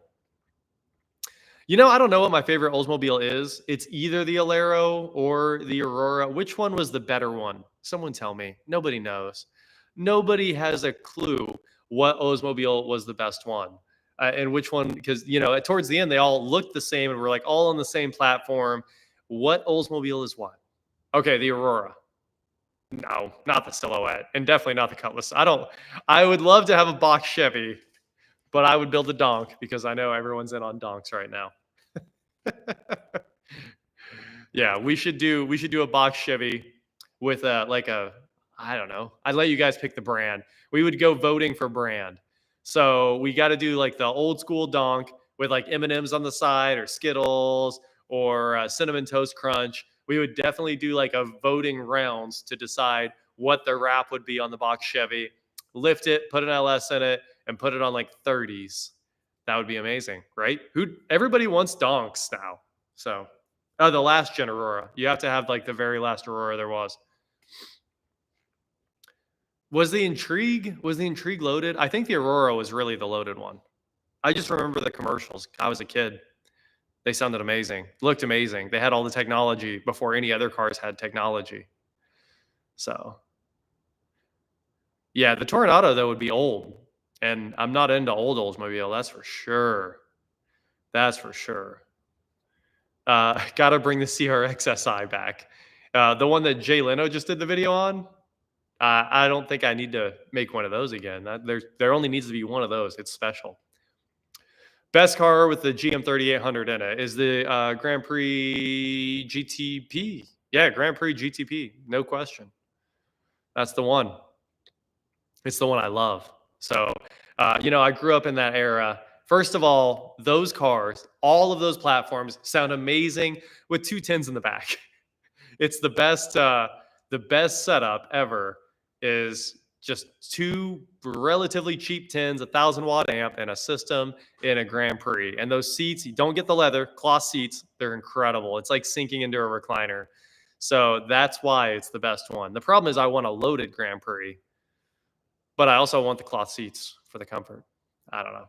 Hoovy collabs in the future? I don't know. I'm always down to work with Hoovy. He literally lives 1 mile away. So, I'm over there a lot, but we don't make a lot of videos. We just hang out now. It hurts my heart to see an 80s G-body with giant wheels and a Skittles wrap. Well, I'm sorry. I might do it again. I think there needs to be one more Skittles wrapped G-body in the world. And if maybe not Skittles, we could do a candy no one's ever done, 100 grand or something like that. So Buick GN would be fun. Obviously, Hoovy has the Buick GNs covered. He's got I'd say 1 million of them, but 2 of them. So he's got that taken care of over there. Hoovy's not, I don't know how much older he is than me. 2 years older, same age as me. We're not really that far apart. It seems, I always think he is too. And then I'm like, oh yeah, we're only 1 year apart or 2 years apart, something like that. I just can't remember. Saw you crash Jake's video with the cheap Nissan. I don't remember which one that is, but I'm sure that happened because Jake's over here every day too. I was at Jake's yesterday working on his new car. You guys wait till you see Jake's new car. Oh, it's going to be such a game changer. It's something I've always wanted. I feel like it's something YouTube's always wanted. I'm not going to tell you guys what it is. I almost said it too. Weston Champlain collabs soon. I mean, there's always Weston Champlain collabs. I was there for all of the the first horsepower rodeos, the Burnout Masters or whatever ones. I set up all the live streaming for them. I do a lot of their tech stack in the background, so I'm kind of always working with Weston. And I was going to buy that CTSV from him, and I probably still will. It's on that tow truck I brought back from Riches right now. So yeah, Weston and I are just always working together too. Not a lot of videos. Desert Storm era camo wrapped sport bike in the future. That'd be cool. It'd be cool. Chevy SS on the channel. It's not going to happen. I do not like the Chevy SS. I've driven it. I just hated it. It was so boring. It only did burnouts. It doesn't know how to have traction. It might have been tires, but I don't like the Chevy SS. I think it's terrible. I know it's kind of weird because I like the GTO, but the Holden GTO I think is a lot cooler than the SS. So I don't know. Driven them all. Not a fan of that one. Hate Jake's PT Cruiser. Well, that luckily for you, that car has been gone for like 2 years now. His new car is not the M2. His new car showed up yesterday, so you guys don't know what it is. Jake's channel is 100% Jake. My dad's not going to do a channel because he has work to do. So if you guys want to watch him, you can watch him on my channel. Scott, I saw him jump in here. Dad bod, Camaro versus Bugatti drag race. The Bugatti's winning a million times over. The Bugatti's so much faster. Not to mention, this is the scariest car in the world at 100 mile an hour. You do not want to be in an old car doing like 100, 150 mile an hour. Like, just your life, it should be flashing before your eyes the entire time. And this is so sketchy. The steering gets so light up above 100 that, I don't know, those guys were crazy going that fast back in the day because those are just bad cars. All the old cars do not handle well. The old timers love to tell you how great their car handled, but then you get in like any modern car that has suspension and you're like, what? What? There's no steering, there's no brakes, and this has brakes. This has like $6,000 of brakes on it, and there's still like you don't have the brakes to slow down from those speeds. So I don't know. I've probably made like one pull to 120 or something in this car. Other than that, like I don't get in this. It's fun. You can cruise around in it. It's definitely a cool car. But this doesn't have drum brakes on the front either. This has disc brakes all the way around and power brakes. Like this has everything, and it's still sketchy. You don't want to be going fast in old cars. It's a great way to end up in a ditch. KW, I'm not going to answer that. And I think you should imagine what happened to him. I have heard some crazy stories, not even from Rich, from vendors about how much was stolen. So it's just crazy. I don't need to say anything else. Anyway, if people disappear from YouTube, it's usually for a good reason. We needed them to not be on the channel anymore because things can go bad around those people. So that's why they disappear. Anyway, a diesel project, always cool. I've got my F-250. So I also have a little diesel engine I want to put on something. Maybe we'll put it on a lawnmower. I doubt it though. Should I stay sub to JR off-road? Why not? We might make an off-road video one of these days. Best Camaro generation, fifth gen Z28 is the best Camaro that was ever made. I don't think there will ever be anything better or more special than the 5th gen Z28. And I'm still super upset that I didn't buy one new. If you guys remember, 5th gen Z28s were $70,000. But they didn't sell because $70,000 for a 5th gen Z28 was crazy. Like nobody would pay that. So, they sat on lots forever, and then GM massively incentivized the Z28s. They've got the flow tie. They've got the LS7 in them. They've got amazing carbon ceramic brakes normally, right? Maybe. I think you could option carbon ceramics on it. God tier stuff. It was the best of the best of the best of the best. But nobody bought them because they were just too expensive. And I got offered a brand new one back in the day for 45,000, still sitting on the lot. And I probably just, I don't think I could have bought it back then. It's when I was working in IT, so I had my job, but it was a lot. It was a big swing, and I didn't think it was that special. And then I realized just how badly I missed out on the Z28 because they're still 70 grand. Here we are 10 years later, and they haven't moved $1. So, the Z28 is the best one ever made, the new one. Of course, the 6th gens are pretty cool too. I like them. What's up with Fractured Rooster? We've talked about it a lot. I don't recommend watching that guy that left Rich's channel for reasons. Josh is busy building his house and has been for a long time, which is why he doesn't post anymore on his own channel. Favorite tech update to the house? The Control 4 stuff's actually amazing. Would I do it again? No, I would not do Control 4 again. I love it. I'm a big home automation guy, as you guys know. We've talked about it quite a bit. I grew up wanting to work on Crestron, not Control 4. Crestron was the king of the home automation systems, right? So I'm not sharing the tea. I can't share the tea. I know all the tea from every YouTube channel there is. Everyone tells me everything, and I'm not telling you guys. I do enjoy knowing it all, but sorry. Mikey, huge thanks for your super chat. Channels you're currently watching. We talked about all that earlier. I'll get back to it in a second. But the tech updates on the house, it's Control 4. It's a great control system, but I did it all used. Every light switch was used for the most part. I bought one light switch new. I think the light switch for the shops, 0 to 10 volt, I paid like $250 for. All the Control 4 switches are $250, and there's like 20 of them in my house, maybe 30. I paid $50 each for them, used, roughly $50 each. So whatever that costs, I didn't math out the math, but 30 times 50 sounds like 800, right? I mean, no, 1,500, right? Maybe I can't math. Okay, 1,500. And yeah, Rich kind of told everyone that. So anyway, too much money in light switches, and then you can't ever abandon it, and you have to pay a yearly subscription for Foresight, and the yearly subscriptions are going to get worse, and it doesn't have native HomeKit, which I'm a big HomeKit guy, so I had to spend even more money to put HomeKit back in, and then Control 4 announced that they were going to do HomeKit. So right now, to do HomeKit, you need some hodgepodgey stuff. You have to still run HomeBridge, and then you probably also need Home Assistant, and of course you need a server running HomeBridge, and then you need the Control 4 processor, and then you have to get everything done in Control 4 and then import it all into HomeKit on your phone with HomeBridge. It's just crazy how much work it takes, and you're locked into expensive light switches.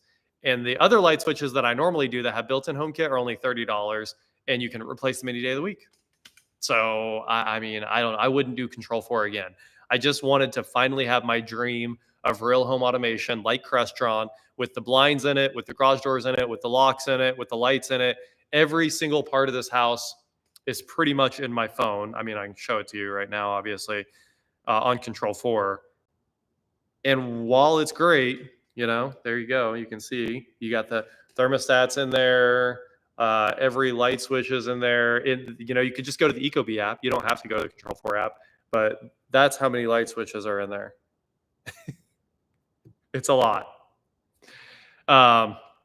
So you're dealing with all that, and then the door locks are in there, and it's cool because right now I can see every single sensor on every garage door. You can see the position and Control 4. You can see everything. But it was a lot of work, and it was a lot of extra money, and you can't leave it. You're locked in. So that's why I wouldn't do Control 4 again. Anyway, I'd do Crestron instead. It would cost 8 times more. Oh, yeah. Shout out to Scott in here moderating. Thank you. Thank you, Scott. Doing work. We talked about Eric. He's recovering from his open heart surgery. And yeah, I mean, obviously you need smart switches and plugs to make everything work the way you want it, put everything on schedules, all that cool stuff. But honestly, they don't need to be that expensive, and they don't need to be locked into a single ecosystem like that. Because Apple is the best 100%. And everyone in IT, you'll find that everyone that's really in IT is using Apple stuff, and you will never find Android, because we want our stuff to work, and we want it to, do exactly what we want every time and never need restarted or anything. And that's why I'm editing on a Mac. When I was in IT, our computers were Macs. Everything's done on a Mac because, first of all, they're Linux underneath, which is obviously the superior operating system. So yeah, Macs are where it's at across the industry. You'll find that most tech guys, most programmers, we're all using Mac everything. And yeah, the UI is so much better. It's just better. So some people may disagree. You can have your Android phones. It's fine. What are we doing for New Year's Eve? I'm going to a friend's house. And we talked about Eric a lot in the last live stream and his open heart surgery. He's got about 3 weeks of recovery left. So we've covered it earlier in this live stream too. Your voice makes me fall asleep because my husband watches your videos every night. It's kind of funny. So thank you for watching tangentially while your husband watches. But even the other day I was at like Lowe's or Menards, and this lady turned around and was like, she was like, I didn't even see you. I just know your voice because my husband watches your video every night. So shout out to all of you that are tangentially watching my videos. And hopefully that works for your sleep sounds.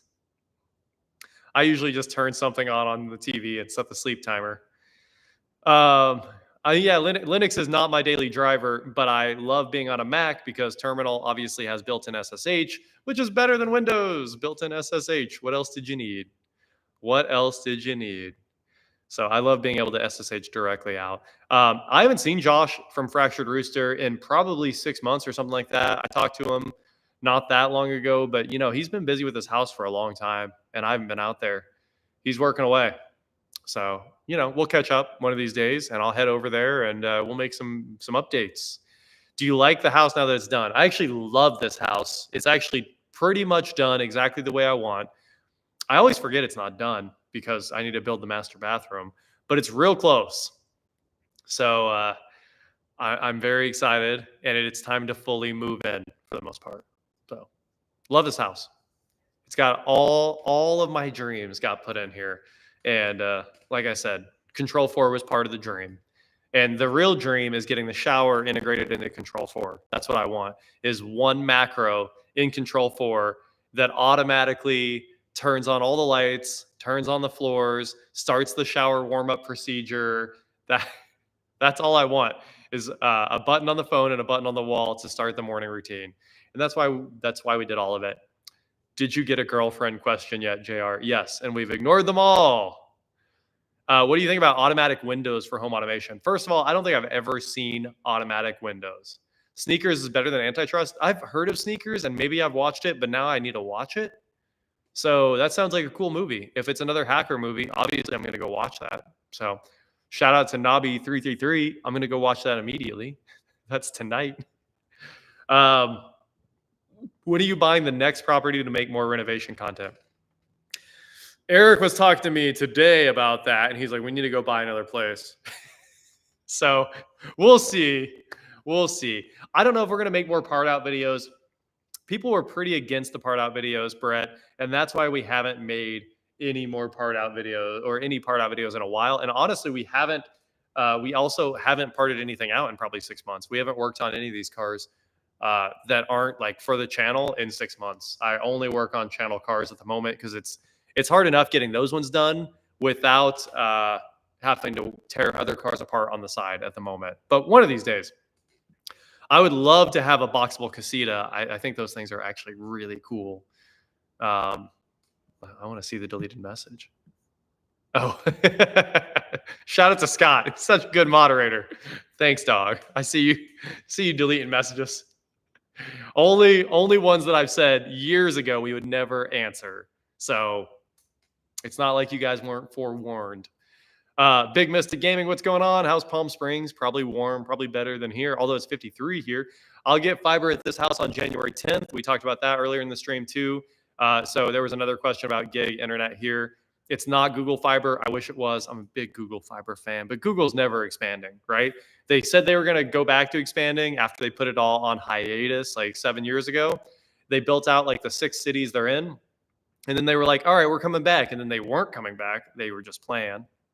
And they're definitely not coming to Wichita, even though for a while they said they were going to. So I will have fiber. I use AT&T normally. It won't be AT&T over here. So that's where we're at. I will finally have gig. The tech channel will have a video on that piano organ that got left behind in this house soon.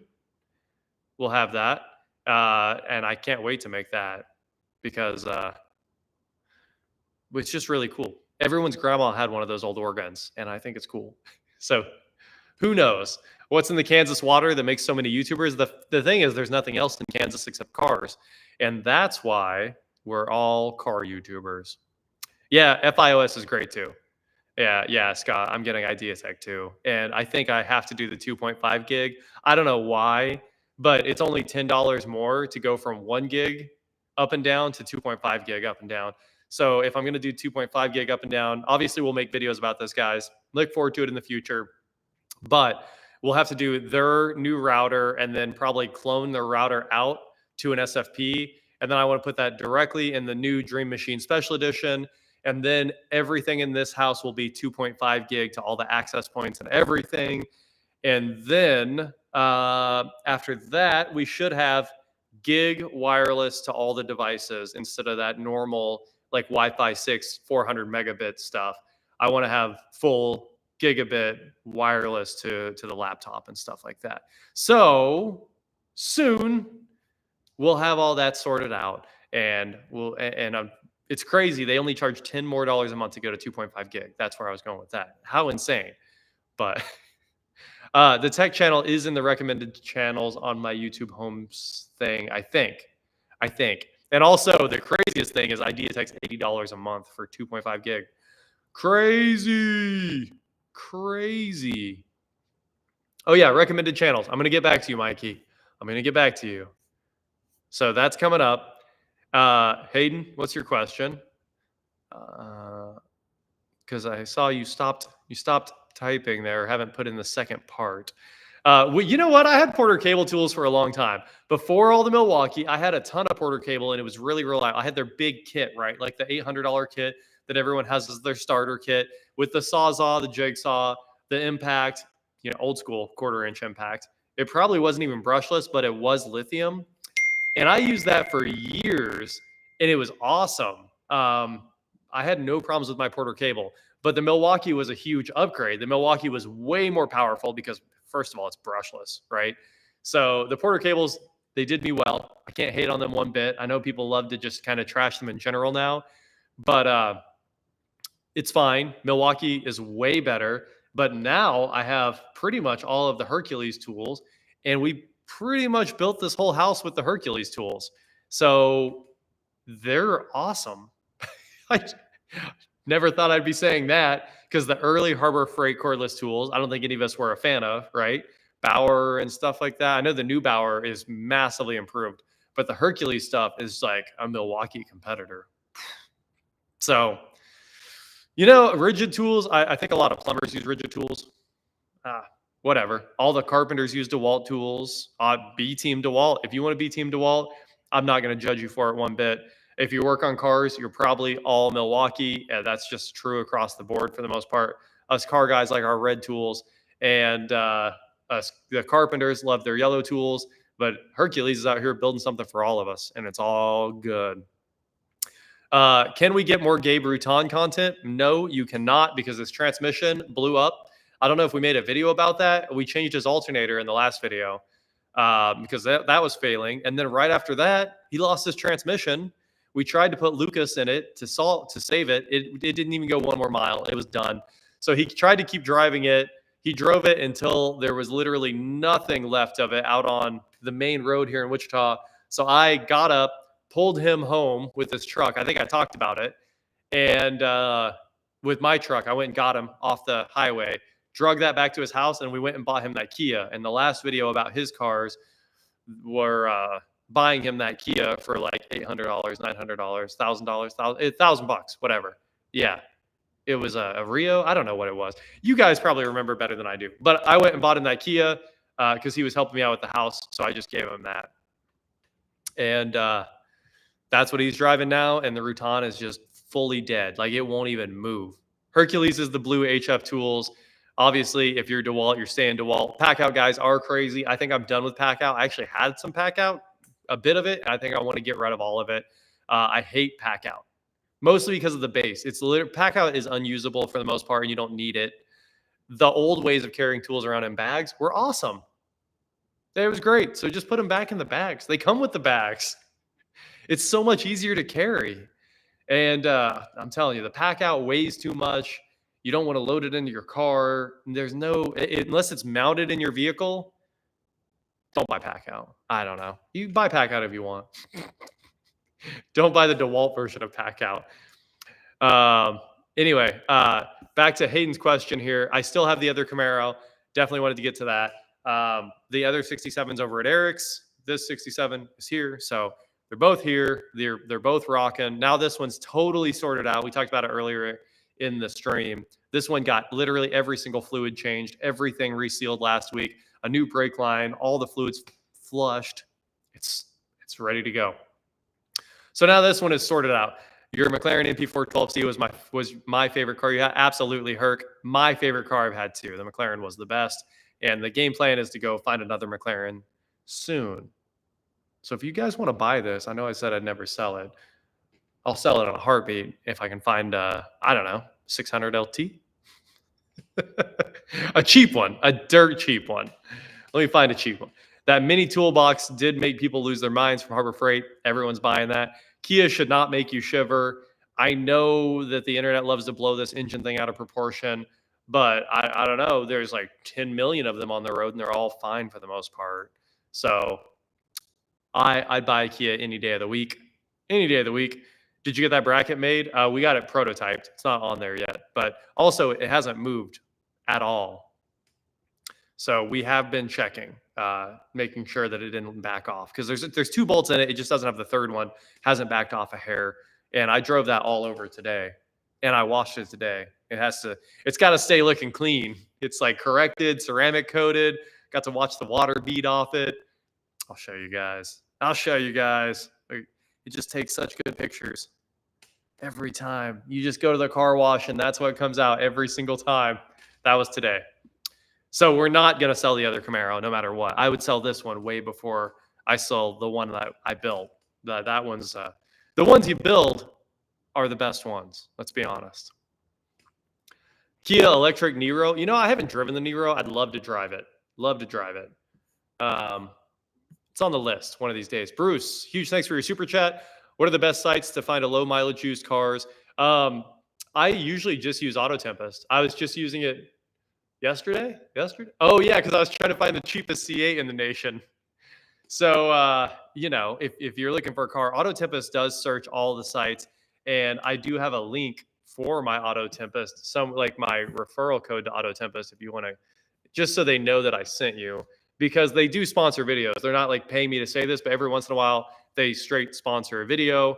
There's no other deal with Auto Tempest at all, but it's actually great. I don't know why they need to sponsor us at all, because it's a great service. If I could find, what was it? Lloyd Stearman Mercedes. Okay. There you go. Here you go. And it's in the chat. There you go. So if you're going over to Auto Tempest, hit that link just so you know where you came from. But it does actually work. It works great. And it even searches, it searches things that I wasn't supposed to talk about for reasons. I don't know why. It searches every website. For some reason, they're not supposed to promote that it can search one of the websites, because that website doesn't like the additional traffic or something. That's how good they are. Have you ever owned a 7th gen Suburban? What's a 7th gen Suburban? Answer me that. Batman, because the Suburban has gone on for like what, since 1950 or 60 or 40. It's like the Suburban's so old. Fifth gen, would that be GMT 800 or GMT 400? Um, I'm just not sure what. If you tell me what GMT it is, I'll know what it is. But Mikey, we talked about what channels I watch, and like a lot of them. Obviously, Jay Leno's Garage every once in a while because he gets some cool stuff. Like I want to do the presidential limo. Come on. Although he didn't get to show any of it. You didn't even get to see inside it. It was like an hour video where you didn't get to see inside it. Come on, let us look inside that thing. That's what I want. But he gets to do all the cool stuff. You know, being a celebrity, a real celebrity, does let you do all the cool stuff. And that the CRX SI the other day, obviously the 2-engine one, incredibly cool. And then of course he has a McLaren F1. So, you know, he's got all the cool stuff. So I watch some of that, and I watch all Hoovie's videos, Jake's videos, Rich's videos, Alex's videos, Tavarish's P1 series, most of Tavarish's videos. I don't know if I've missed any of them. So, you know, I watch a whole lot of YouTube, and and then the rest outside of cars, ODS. I pretty much watch every video Official Duck Studios makes because they're hilarious. Every video, we'll take a gander here. Let's take a gander at my subscriptions, just see what YouTube thinks I want to watch. It'll know. Jake's video from today is the first one. It's ODS, Rich, Hoovie, Tavarish, Stradman, Mr. Beast, my channel, Tech Throwback, Proper People. I don't miss any Proper People videos. It's Urbex, good Urbex stuff. Dave's Garage, I watch quite a bit of him just because we talk every once in a while. LTT, I think I don't know. I watch like a video a week from LTT because they make so many videos. I don't think I've missed anything Casey Neistat's ever done. Obviously, my channel was supposed to be Casey Neistat for cars. Van Neistat's in the list. I don't know why. I hate to say I don't like Van Neistat's videos, but they're not Casey's videos. So it's not that I don't like him, but he's just not Casey. He's Casey's brother. Bikes and Beards is right there. And then my roller coaster channel, Ultimate Thrills, is there. Tyler Bendis is there, who he used to work for Ford, makes some cool open wheel videos. Roman Atwood podcast is in there. Fractured Rooster, Little Hoovie's Garage.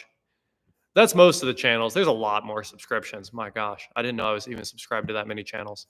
But yeah, obviously, my channel was always supposed to be Casey Neistat for cars. That's why the videos were daily.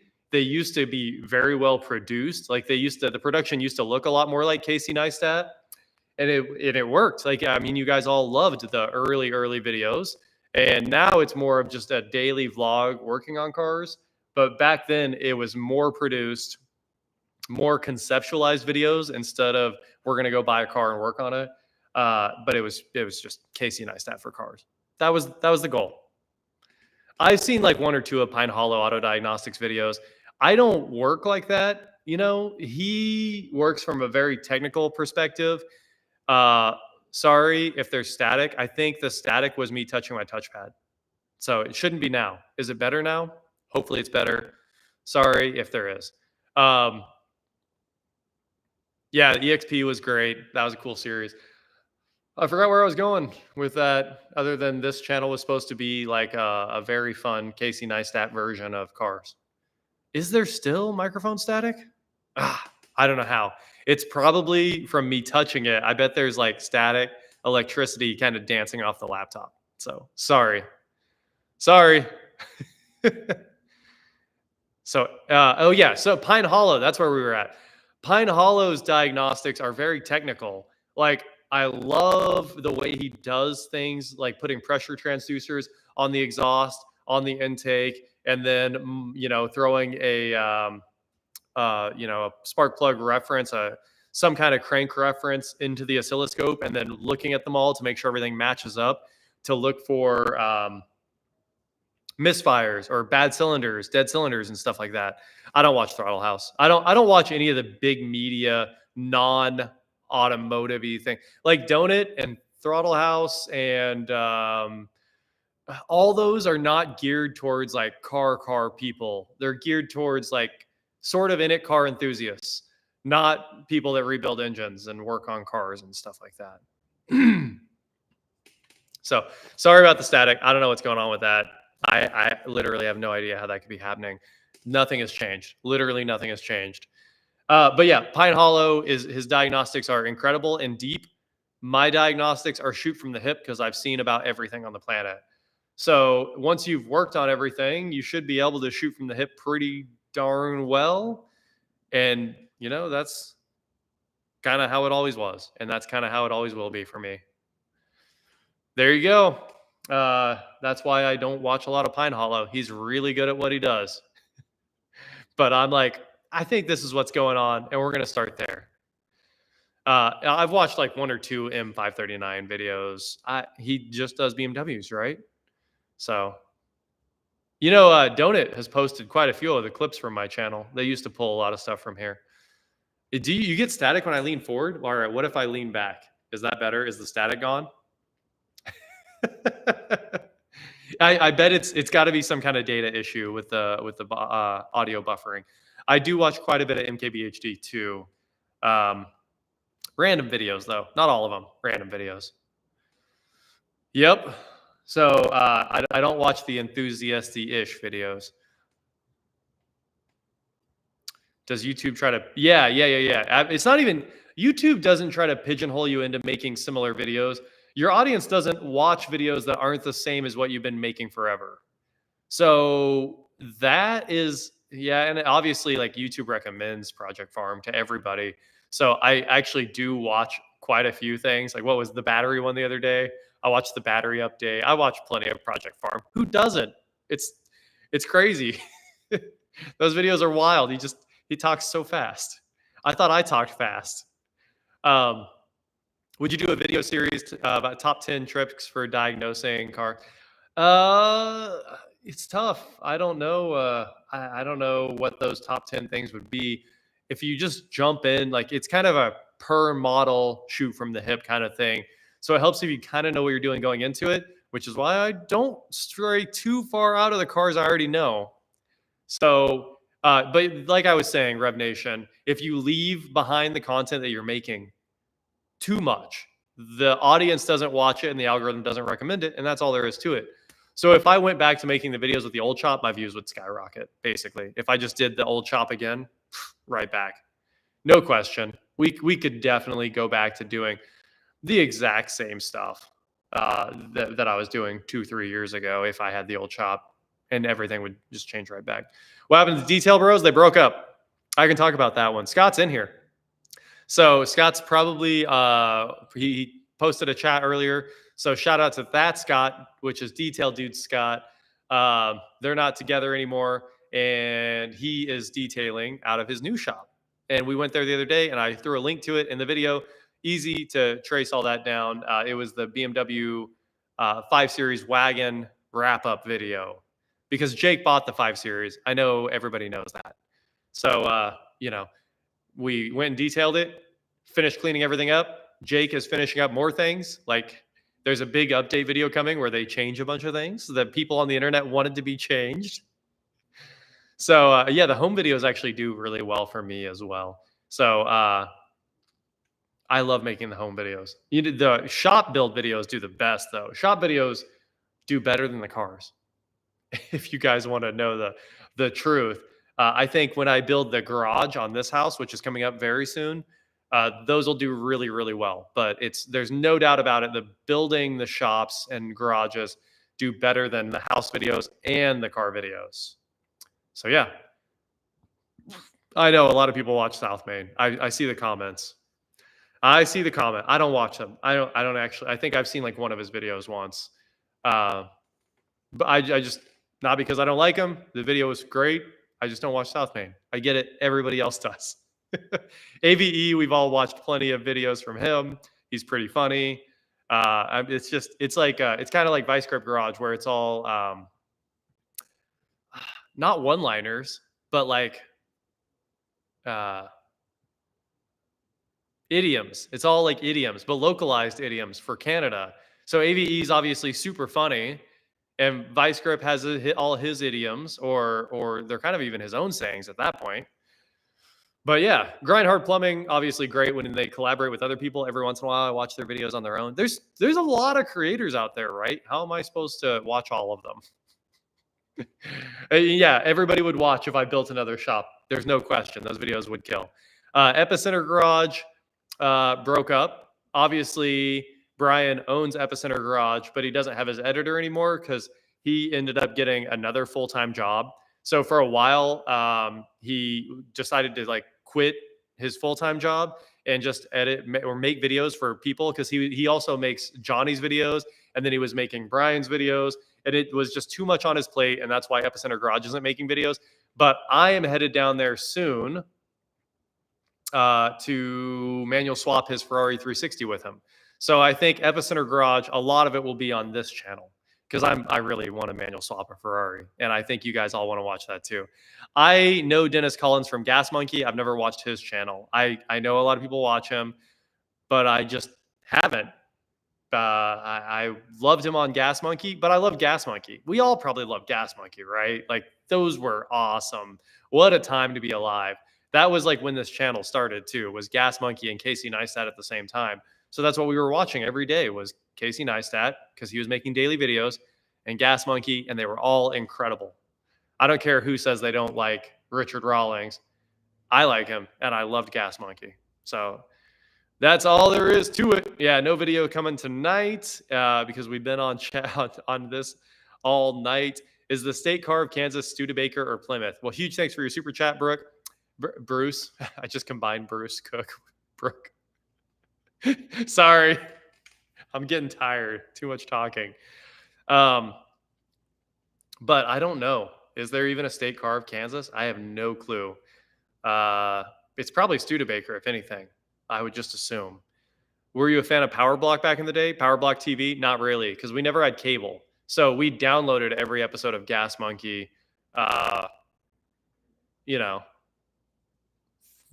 ways. We downloaded them in ways. No, but I've never had cable, so I never watched Power Block. Let's see. So Brian has so many awesome cars because he just is into awesome cars and buys them all. That's how Epicenter Garage ended up with the best collection in Kansas. I think it's got to be the best collection in Kansas. I mean, he has a Ford GT, my other dream. So that's it. Wheeler Dealers, obviously great. There was like some channel that streamed Wheeler Dealers like nonstop, 24/7 basically. So I watched tons of Wheeler Dealers. So I've seen a lot of that.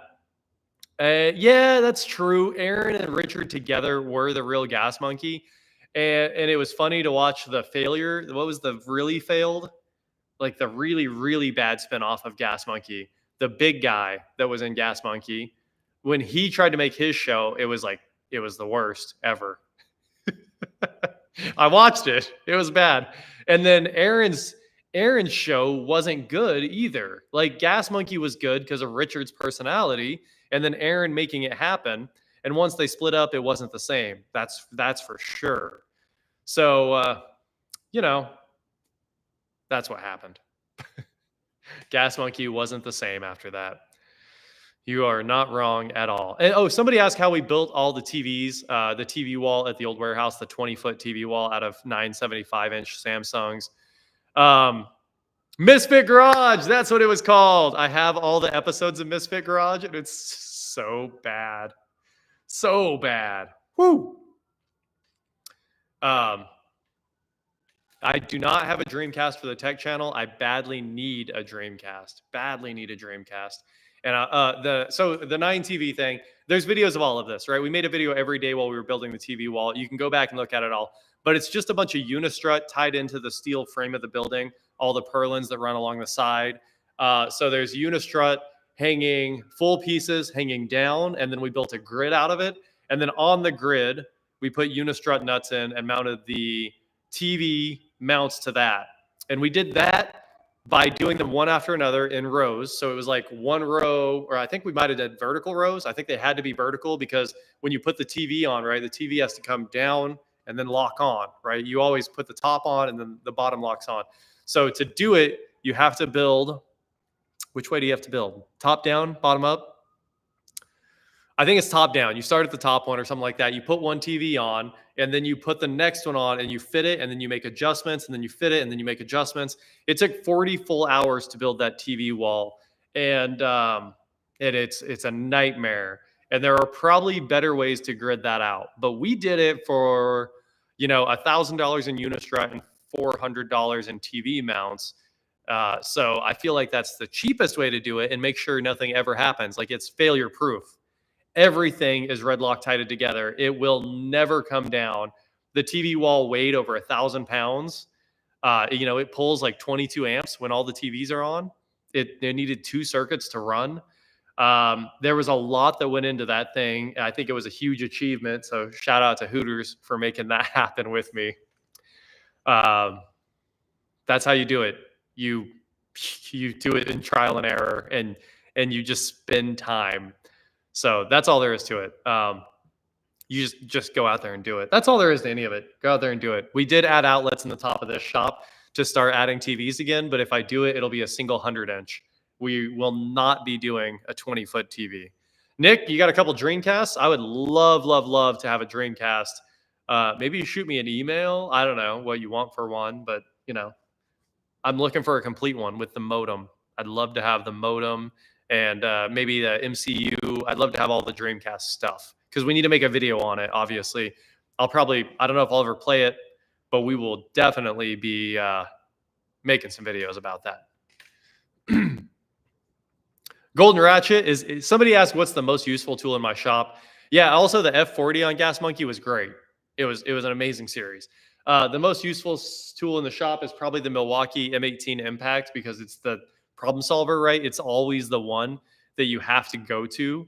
First of all, every wheel comes off with it. Every transmission comes out with it.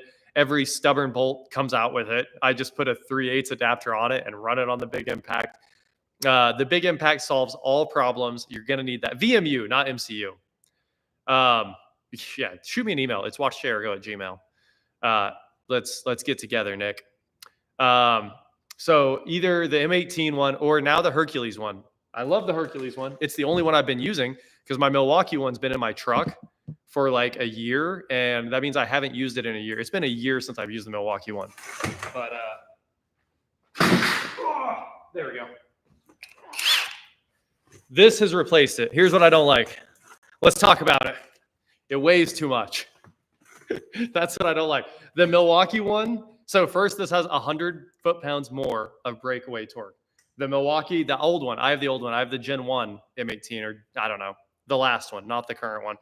It only has 1,500 foot-pounds of breakaway. This one has 1,600 foot-pounds of breakaway. It does weigh too much, but look at that. Look how balanced it is. I didn't even know. All right, so that's pretty cool that it is well balanced if you have the big battery on it, the 8 amp hour. I hate this. You watching? Right. Oh, wait, it doesn't do it the second time. It only does it when it wakes up. All right, let's wait till the light shuts off and I'll show you again. But you could definitely put a smaller battery on this. It works just fine. How is someone asking about if I married someone again? That's hilarious. But anyway, it's great. Okay, shut off. Here we go again. You ready? Watch the trigger. Watch when it moves. All right, it was instant that time. I don't know. Maybe this has a sleep timer in it. I don't know. But when it's too slow to come on power. And it does it all the time. Like you'll be under a car, you're pulling a transmission, you've got like 4 foot of extension on it, right? Because you always have your transmission extension on it, always. And then you've got another extension on that. And you're all the way back here and you pick up this thing that weighs a lot. It weighs a lot. Let's be honest. It weighs a little more than the Milwaukee. I'll tell you. I'm not gonna back that up without data. Let's take a quick gander.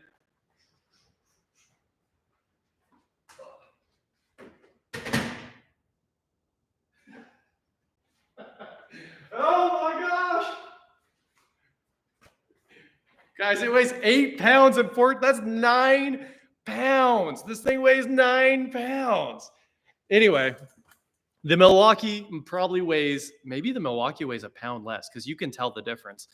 But it weighs a little bit less. The trigger is faster. And when you're holding this thing up under a car and you got one hand on a transmission, you got the other hand on this impact, and You squeeze the trigger and it just took like a full half second.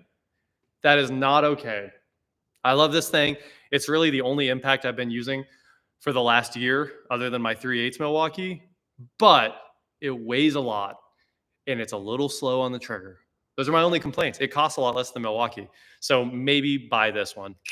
The Milwaukee is great. I still have it, but this is the most used tool in the shop. Any cordless half-inch impact is the most used tool in the shop.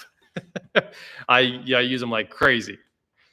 I mean, I'll take out 10mm bolts with that thing. Yeah, Hercules does need to copy all the other Milwaukee stuff. I'm sure that's not how they want me to state that, but they absolutely need to go make the weed eater and the pole saw and a lawnmower. Those are 100% musts because I actually have all those in Milwaukee, not the mower, but I have the pole saw, the chainsaw, the weed eater, and I use them nonstop. So, get what you want to be into because you're going to have to stick to their battery system. With the love of cars, how do you not have a collection of die-cast or Hot Wheels? I actually do have a ton of Hot Wheels. Huge thank you to a lot of you guys, a lot of the subscribers on here. People have sent me a lot of cars over the years. So somebody sent me an EXP, and the EXP was like the rarest one I've ever seen. It's actually crushed. Was it 69 Dartman? I don't know. Someone on here sent me an EXP, which is crazy. I don't know if anyone's ever seen another EXP diecast. And then I have every other car that I've owned in diecast. I've got a Volt. I've got the Rampage, which is a crazy rare one. I have a bunch of 67 Camaros because everybody has those in diecast. And then I have like 4 different sizes of Grandpa's 65 Ford. One that my grandpa got me, some Christmas present ones. I've got the normal like 64th scale, whatever that is. I have a lot of 65 Fords. So I do actually have quite a few different collectibles. My brother got me like a glass Diablo and Countach. Those ones are it's a 355 and a Countach. So I've got a few models. I just don't have them displayed anywhere. They're just kind of around the house. I do not have any Rolls-Royce diecast, unfortunately. I don't have that one. All right, guys, I missed a bunch of chats here. Let me roll back. So it just gave him another. Wait. What's Mikey? Somebody needed something from Mikey. Mike just gave him another super so he can open it. If you send me an email, I'll open it. I read all my emails. I answer all you guys. You always see me doing that. Sega Genesis with CD-ROM and 32X Mega Drive is definitely something I need. I have a Genesis. I just don't have the CD-ROM or the Mega Drive. Bauer 20 volt works great. I'm sure it does. Just got a turbo back exhaust on my 3-liter 335D, starting to run lean at low RPM. Fueling seems fine after about 1800 RPM. I don't know. I think, do you have a wideband? You need a wideband to start with. I hope you have a wideband. That's a standalone wideband, not just the ECU. So, I mean, if you're data logging the ECU, cool, but I hope you have a wideband you trust. So I'd start there. And then I think you can data log the map and see how much fuel you're actually putting into the thing and go from there. So you should probably talk to a BMW tuner, but it all just comes down to logging. So yeah, maybe if it could just have a bad tune in it. Don't blow up your engine. If it's leaning out, you're going to lose the engine. Don't let that happen. Richen it out so it just wastes fuel. Do you like Menards? I hate Menards, but shout out to your dad, James. Menards and I are mortal enemies, guys. Menards and I, me and Menards should fight. I think it would be great. Basically, they have the worst commercials on the planet. No one's going to disagree with that, right? Can't stand their terrible jingle. And then they treat you like you're a criminal when you go in there because of their evil one-way in, one-way out doors. And then their rebate system is pure nonsense because they basically just figured out that if they offer you rebates, they can mark everything up to higher prices. And then your savings are in the rebates, but everybody forgets to ever deal with the rebates. And even if you do it, they made sure they expire so fast, you can never get your money back. So Menards is like a scam and they treat you like a criminal.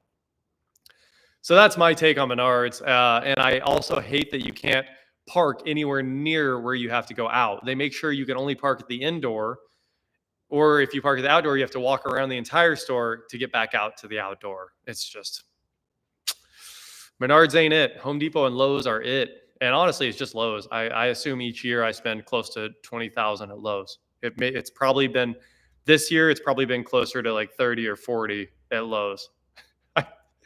I hate to say that, but that's where all of my money went, to Lowe's. It's crazy. I'm glad you don't know what a Menards is. Your life is better. If you've got Home Depot might be the real premium choice. Lowe's is always the closest choice.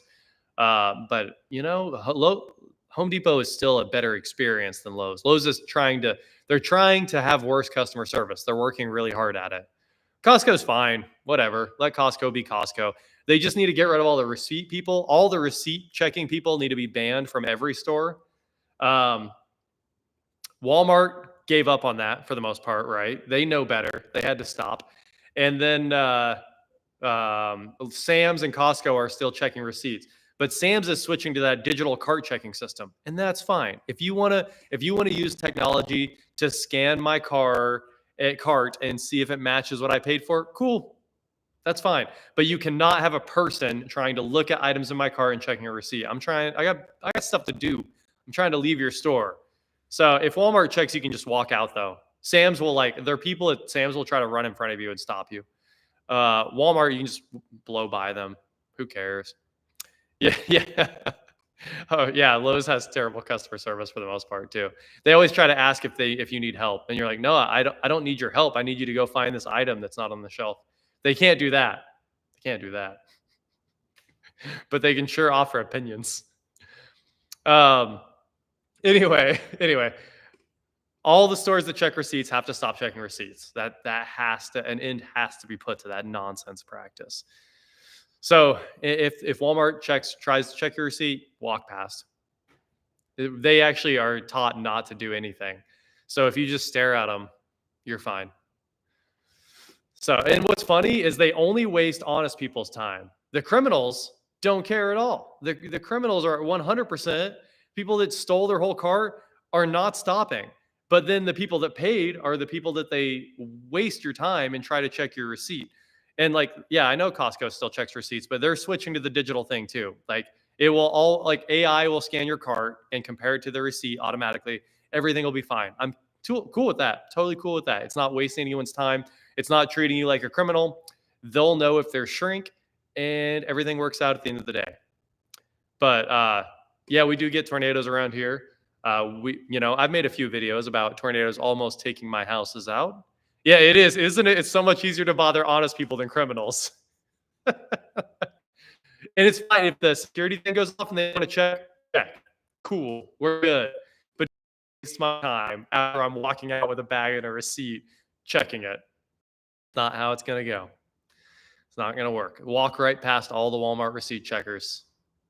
And I'm just happy that Costco and Sam's are figuring out how to solve that problem. Oh yeah, don't get me started on Lowe's not having what they shows in stock on their website, because that's happened 8 million times this year. I needed paint trays the other day. It shows they have 18 in stock. They had 0.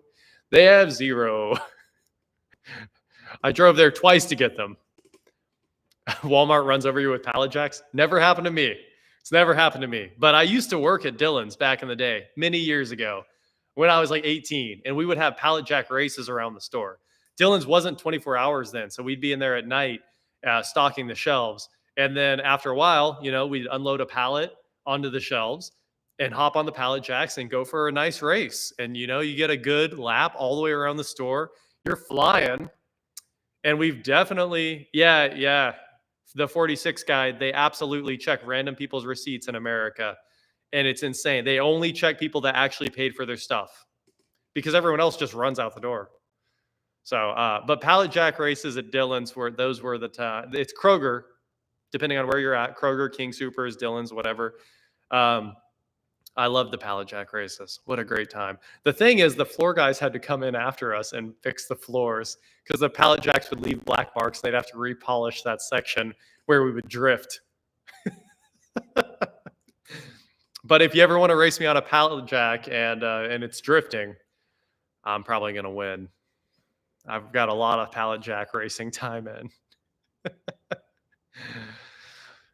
Yeah, America is very ready for 24-hour Walmarts again. That was one of America used to be great, guys. We had 24-hour McDonald's and 24-hour Walmart, and for the last 4 years or whatever, we basically haven't had it. So come on, McDonald's and Walmart, just come back to life so we can get back to working 24 hours a day. I miss working at 2 a.m. and being able to go get stuff because Walmart has everything. Yeah, 2 a.m. is the time. It's the time. If you have to stock your kitchen, fine. But really, what you're in there for is oil because you're working on a car at 3 a.m. Yeah, you guys all know what's up. 24-hour Walmart. That was it. It was the best time. Any roadkill style content on your channel? I don't know. It's kind of all roadkill style content, right? Kind of just working on stuff and driving it. But a lot of times it's nothing crazy like swapping an engine out of a car into a boat and then taking the boat out and then putting the engine back to get home. I do have the new IH Scout with the generator, with the range extender on order. Oh, what'd Tyler say? What'd Tyler say? And then he retracted his message. Yeah, 24-hour breakfast at McDonald's was one of the greatest times in America, too. So nice. But basically, McDonald's has said that won't come back because it's so hard for the operators to make both menus 24 hours a day. They have to like stop all the work on lunch to make the breakfast item and switch back. So I understand. I understand the 24-hour McDonald's breakfast, but I loved it. I'm always down for a 6 p.m. breakfast burrito. Always down. Yeah, pallet jack in the trailer, always fun. If you steal a cart full of stuff, you can walk right out. But if you pay, yeah, absolutely. They like get in front of you, walk around them, just sidestep the receipt checker and keep going. And like I've had them call security on me too, which is hilarious. Security, chase this guy down. And I'm like, come chase me down. You're going to waste more of my time? Let's go. But they never do anything. Even security doesn't do anything because they're not real. It's all security theater. All of it's fake. But man, they sure love to bother you about it. Saw Honda Insight locally, immediately thought of you and Jake. I was talking about Jake's Insight yesterday. I was like, you should sell this car. Jake has so many cars. It's funny. I was going to talk about how I have like 17 cars on this live stream because I think I do, technically, and that's leaving the Mercedes out. But Jake also has like 17 cars. Crazy. And yeah, Walmart does stop you for the craziest things. If you have diapers that aren't in a bag, then yeah, they're stopping you. But if you have a computer that they kind of saw you put in a cart towards the register, they're not stopping you. Ridiculous. Also, I wish we don't have Jack in the Box here in Wichita. I would love to have Jack in the Box because those tacos are fuego. You need the Jack in the Box tacos at 3, 4 a.m. That's a dream. But instead, I have to drive 3 hours. So technically, I can't complain. If we leave now, I can be at Jack in the Box for 4 a.m. tacos. It's no problem at all. It's just 6 hours of driving, 3 hours each way. It is funny that Jack in the Box does do 24-hour breakfast, and they do it well. They do it well. Facebook Marketplace here. I think that Kansas was great. Shadow Nightcrow, huge thanks for your super chat. When are you going back to the Indy, Kansas half mile?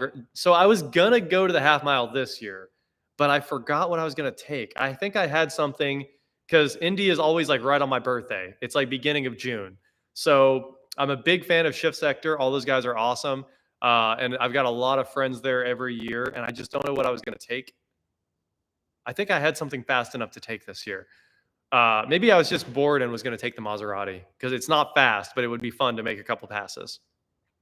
Taco John's? Absolutely. I love Taco John's. I always hit Taco John's when I'm more west of Kansas, California, yeah, and in Nevada. Everyone else has Taco John's.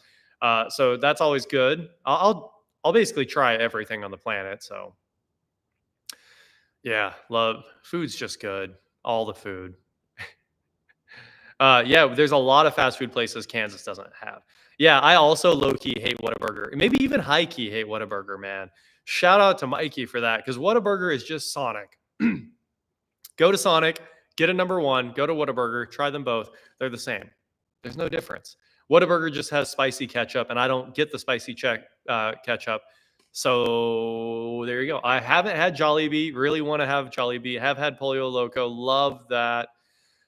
It's great. Obviously, Wawa is amazing. All the Wawa food is quality. Why does the Wawa food taste quality, guys? Somebody answer me that. Because Quick Trip food, I know we all love to say Quick Trip is where it's at in Kansas, but it's not, and neither is Buc-ee's. Buc-ee's is way too much. Buc-ee's is it's just nonsense. It's this whole store of nonsense. And you can't even decide what you want to try. And then you do try something other than beaver nuts. And you're like, it's okay. It's okay. Raising Cane's, I don't like because they can't figure out how to have barbecue sauce.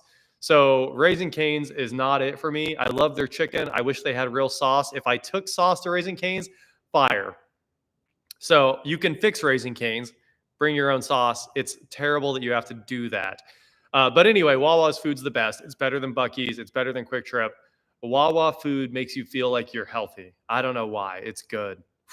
For a gas station, that's the sauce. In-N-Out, I love to death. I just wish first of all, the internet is going crazy right now saying In-N-Out needs to switch to beef tallow because McDonald's out here killing it, making the best fries and the best frying solutions. But In-N-Out's fries are the worst in the world, but their burgers are so good. I love In-N-Out, but I don't know. QT, Quick Trip.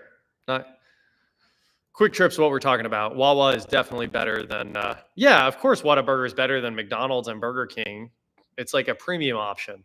But I don't know. I love McDonald's, and I can't say I love Burger King. I eat Burger King like once every 3 years. Whataburger is not better than Sonic. It is Sonic. Sorry. It just is. Raising Cane's prices are crazy. A little crazy. But if they had barbecue sauce, I'd pay them. I don't know what's going on with the Canadian Tire stuff in here. I saw a little bit of it, but it was scrolling a little too fast. Obviously, Canadian Tire is basically just like O'Reilly's for more north, right? Because they have Canadian Tire up north that's not Canada. I think I've seen it. So I know that they have like everything. I don't know what's going on with that. Tyler, apparently I need to go try this Quick Trip grilled cheese. I haven't had it, but the Quick Trip flat breakfast sandwich is also fuego. The square breakfast sandwich. I love that one a lot. I'm glad Wawa's expanding. I hope they put like a Wawa here. Quick Trip, people would be so mad, but I would only be at Wawa 100% of the time. Bob Evans and Boston Market aren't fast food though, so we're not talking about that. Also, Boston Market is more of like a cheap sandwich shop to me. I don't know. Bob Evans is good. Gears and Gadgets, what's going on, man? Haven't talked to you in a bit. But, I see all your Instagram posts. I always follow you over there. Dave's Hot Chicken, haven't had it. Taco Casa, haven't had it. Five Guys, obviously incredible. But Five Guys has gotten so expensive that I don't want to have to pull out a mortgage on this house so I can eat there. So I eat Five Guys like once a year, unfortunately. The burger joint. You have to say I eat Five Guys, the burger joint. You know what was really, really good? I don't know if anybody here's had it. BurgerFi was so good. And they opened one here and then they closed it. And then I think they even closed their Kansas City one. I don't get it. Yes, all of our local advances are going out of business. Sheetz is good. I had Sheetz a couple times on that last road trip across the U.S., obviously. I actually normally do stop at Sheetz every time I'm driving across the country. I'll get a couple Sheetz stops in. And I really do think Sheetz is solid. All across the board, Sheetz is solid. So Taco Bueno is good, but is that a local chain? When I worked at the IT spot, Taco Bueno was directly across the street, so I ate there a bit. Culver's is fine, but I'd always rather have Freddy's than Culver's. Freddy's is better than Culver's. I'll eat Culver's, no question. If we're on a road trip, I'll probably go wherever you want to go, but Culver's is my second choice to Freddy's. The McDonald's quarter pounder does taste better than all their other burgers. There's no doubt about that. Because it actually, like, McDonald's will prove to you that it's not frozen if you want. I've seen all the background on that. It's real. BurgerFi must have failed everywhere, which is very sad. Those burgers were insane. Better than Five Guys. Amazing burgers. Yeah, Cookout is awesome too. When I'm in like Florida, obviously I'm hitting Cookout. Good stuff. I took the R8 to Cookout. Yeah, that was Good times. Park right in front, sitting outside, enjoying the cookout. I eat Five Guys. Pause is wild. Yeah, you can't say that. White Castle's good. The only time I've had White Castle lately has been like Vegas 2 or 3 years ago.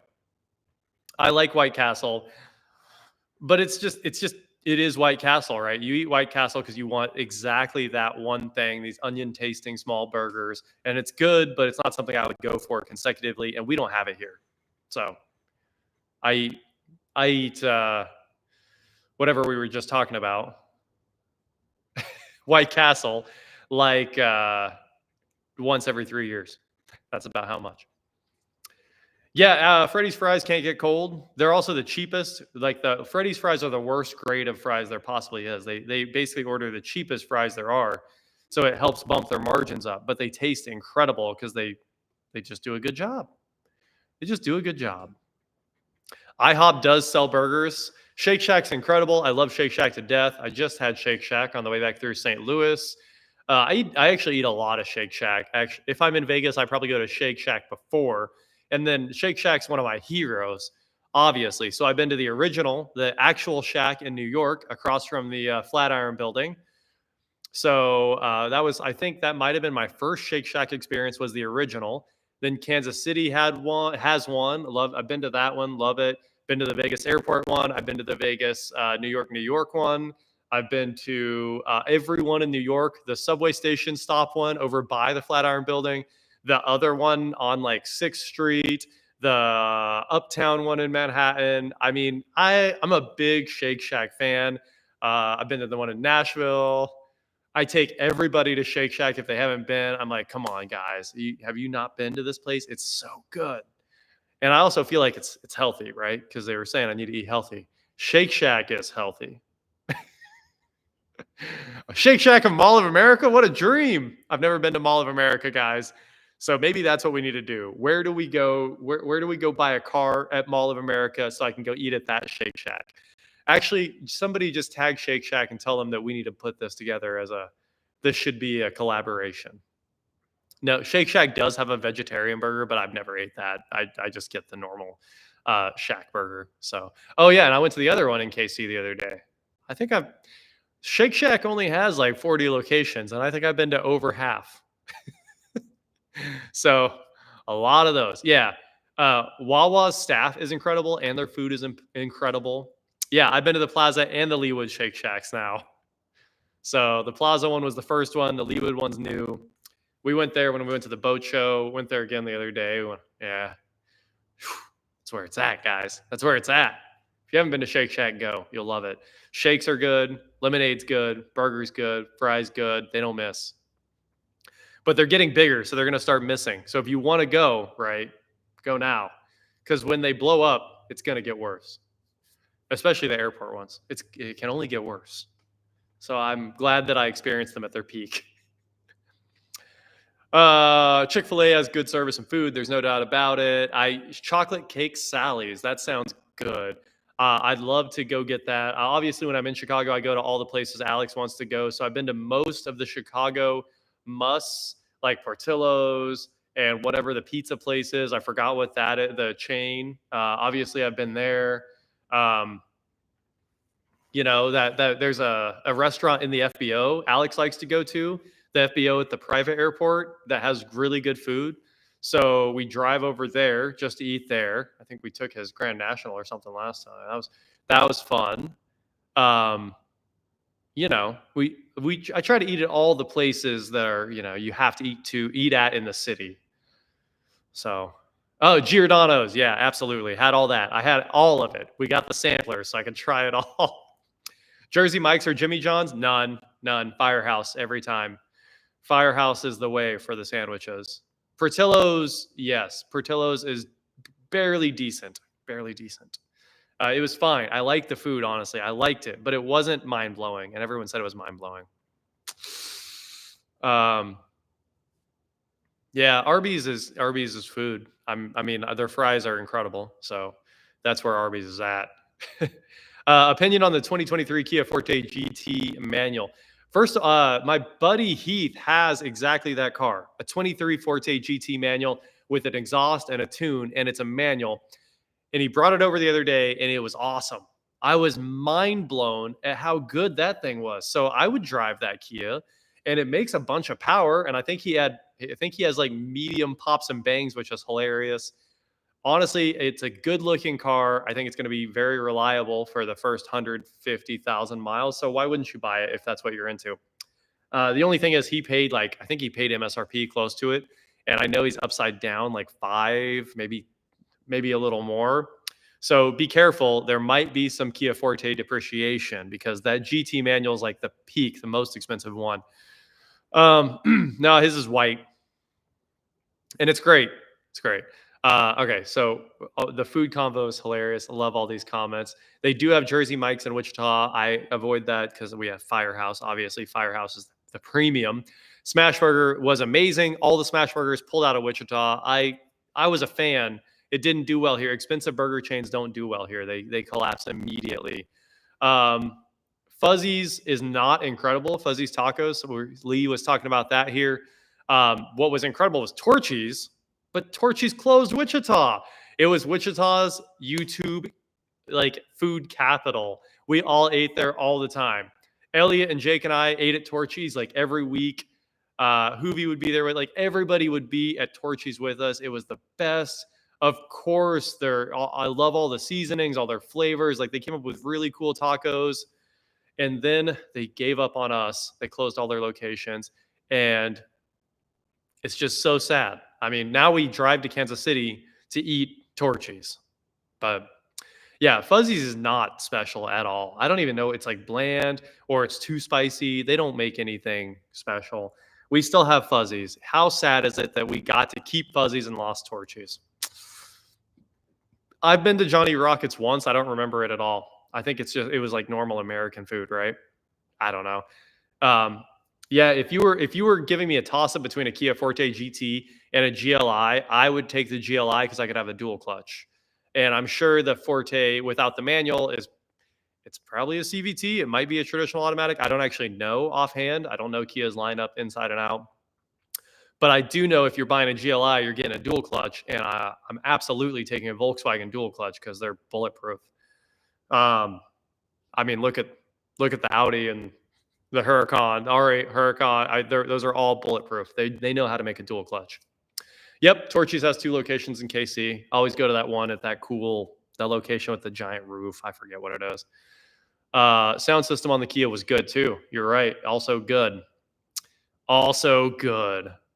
I have not been to Terry Black's barbecue. I don't know if that's real. It sounds like it could be a barbecue place, but cool. Firehouse order is usually the meatball pepperoni or the meatball, but I kind of mix it up, club, whatever. I'll eat any sandwich. So Firehouse just killing it.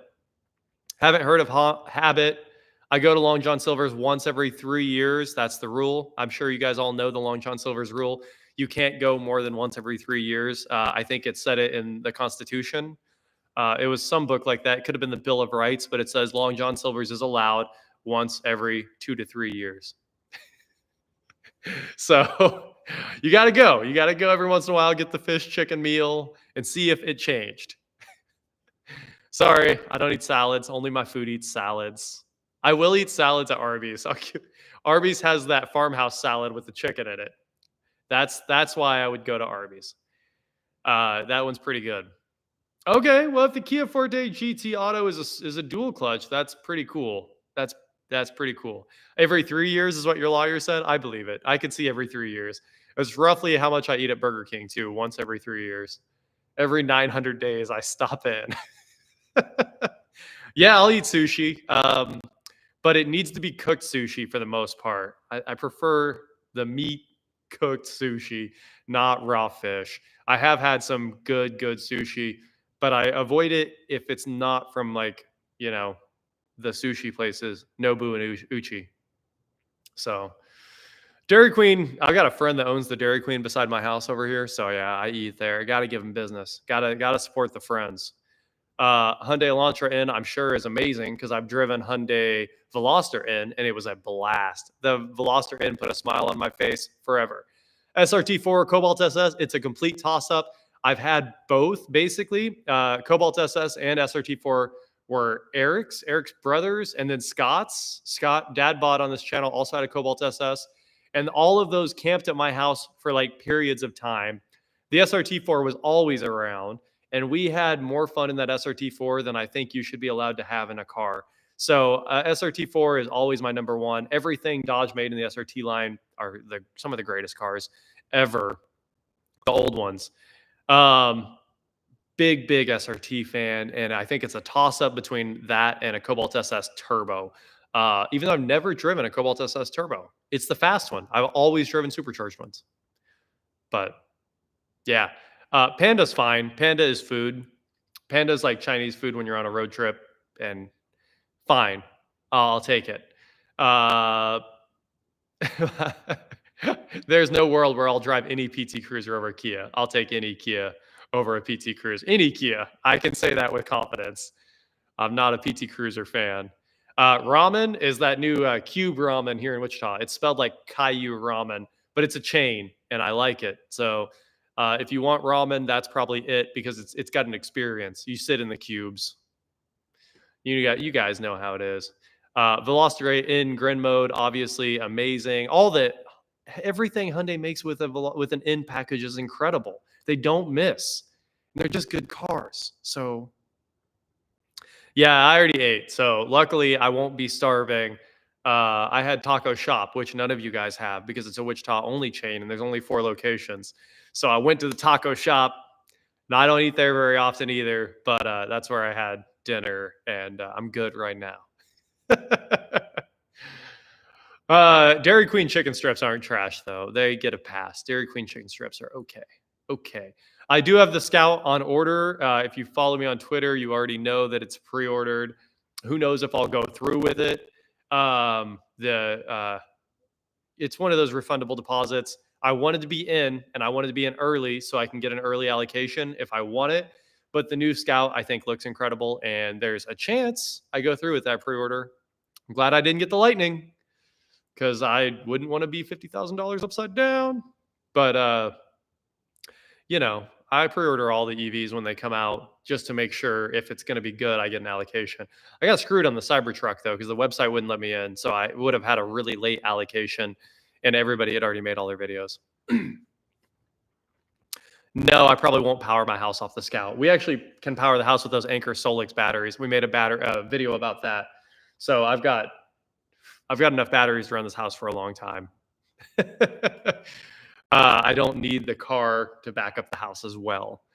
Golf GTI, obviously super fun. I do appreciate that the PT Cruiser GT is an SRT4. It's cool. Obviously, the HHR SS with the turbo, very cool.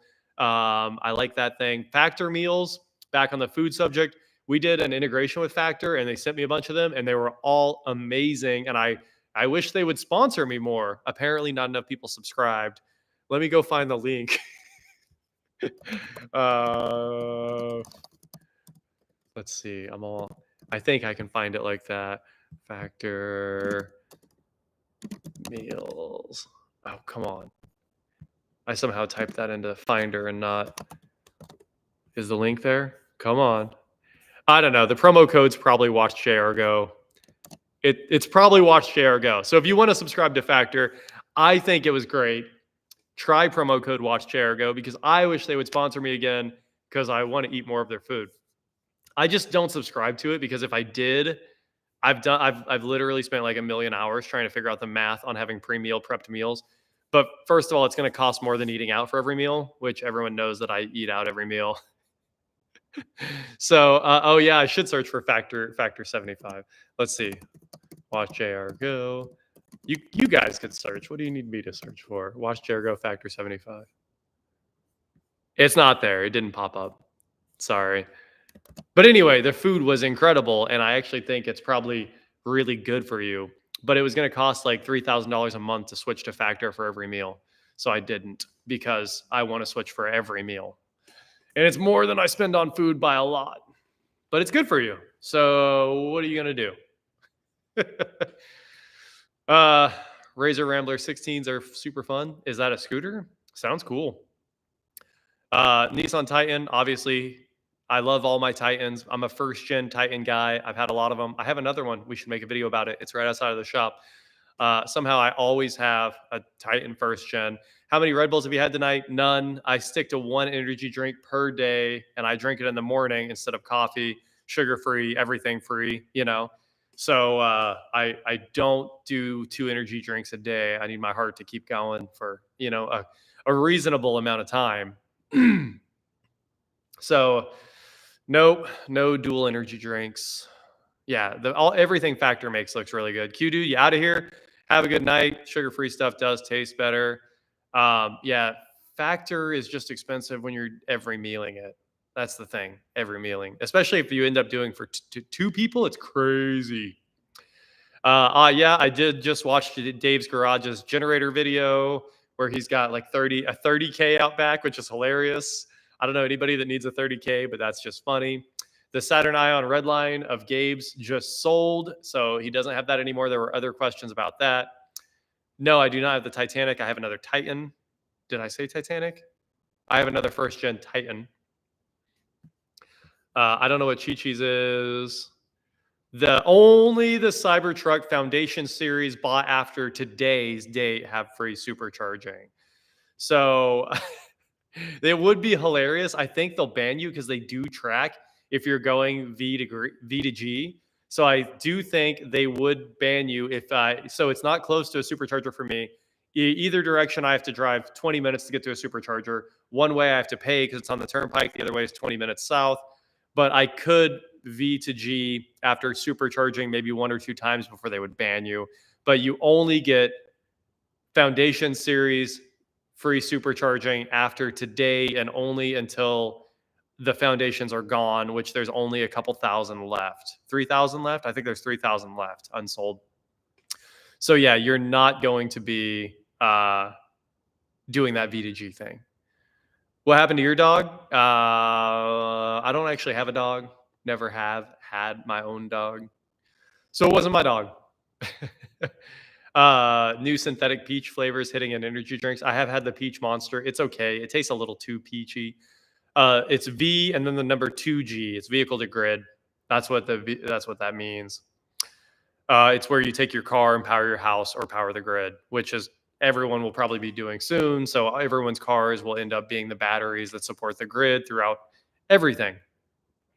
There's no update on the mini resort. We made a video showing a full wrap up. We talked about it a ton in this video already. So that's it. Like the mini resort is done. We go up there, but there's nothing else to show. Like it's hard to even talk for 10 minutes when you guys have seen everything. Like there's nothing new. We did the tiki bar out front and that's it. Yeah, I can repost the Zillow link. Hold on. Just that way you can scope it out because it's for sale. And then I'll get to that super chat. Sorry, I saw it. Here we go. And here's the link. There you go. Tron Apostle, huge thanks for your super chat. 2012 Corolla you commute with, an 11 BMW 535i. You should sell the BMW. You know, your heart says keep the BMW and sell the Corolla because the Corolla is boring. And I agree. The Corolla is boring and it works and it gets you to work. And the BMW is so nice and exciting and they drive well. And that's a good car, man. I love 535s. I love my 545. Big fan. But there's only one answer on which one you sell. The answer is go buy a new Jetta. Go buy a 2024 Jetta. You'll like it. I love it so much. I want to get rid of my Volt for it. Love it. Ryan, thanks for watching. See you later. It's time for me to get out of here too. I've been talking for so long. I won't have a voice tomorrow. So favorite vacation spot? Just sell both and buy a rusty WJ. Talk to Tyler Potter. He's the WJ plug, guys. Tyler's got WJs for days. He just has another WJ all the time for you. How about the Tiguan? I don't know. I haven't driven the Tiguan, but people were upset after I made so many VW videos in a row, and I still need to make the Buzz video, and I can't wait to make the Buzz video. So I'm just glad they said I could drive it because it only has like 80 miles on it, and I won't be allowed to put too many more on it. Yeah, no one on their deathbed ever said, I wish I would have kept the Corolla. That's true. That's so true. You might regret selling the BMW to drive the boring Corolla, but the Corolla will drive. Is Comma better than FSD? It's iffy. The internet says no. I think Comma does really, really well, but Comma won't do end to end, and it won't automatically get on and off on ramps and off ramps. So I love Comma to death. Huge proponent of it. I daily drive the F250. If I'm not daily driving that because I'm working all the time, then we get the Volt out to go on every trip. Anywhere I'm driving more than a handful of minutes, I get the Volt because it drives for me, which is amazing. But you know, FSD might only real FSD, not autopilot. FSD might have a slight edge on Comma, slight, but it's ever so slight. And Comma is going to drop support that will like blow away FSD in the future. So there you go. That's the answer on Comma versus FSD. There was something else. Tiguan. I haven't driven the Tiguan, so I can't answer it. I can't answer you. I do know somebody came in my comments and said that the Taos was the most unreliable vehicle of 2024, but it is a Jetta 100%, so it's not possible. The Jetta and the Taos are the same car. If the Jetta is good, then the Taos by definition is good. So whatever, that guy was just making stuff up. That's for sure. The Taos is fine too, even if it feels a little slower because it's way bigger. I'd love to have the Tesla robot if it ever actually exists and works. Right now, it's all just someone driving behind the scenes. But anyway, let's all get out of here. It's been a night. I hope you all had a great Christmas. I hope you all have a great New Year as we head into that here in the next couple days. And obviously, we'll have some car videos like the Mercedes coming up real soon. And then we'll have this transmission going in that car right after that. So, the laptop's dead too. Perfect timing. All right. That is it for today, guys. Thank you so much for watching. Don't forget to head on over to shop WatchJRGo.com for cool shirts just like this. I'm actually wearing it. And please like, share, subscribe, do whatever you want to do. And I will talk to you next time. I'm back because I can't actually hit stop like we can on the full videos.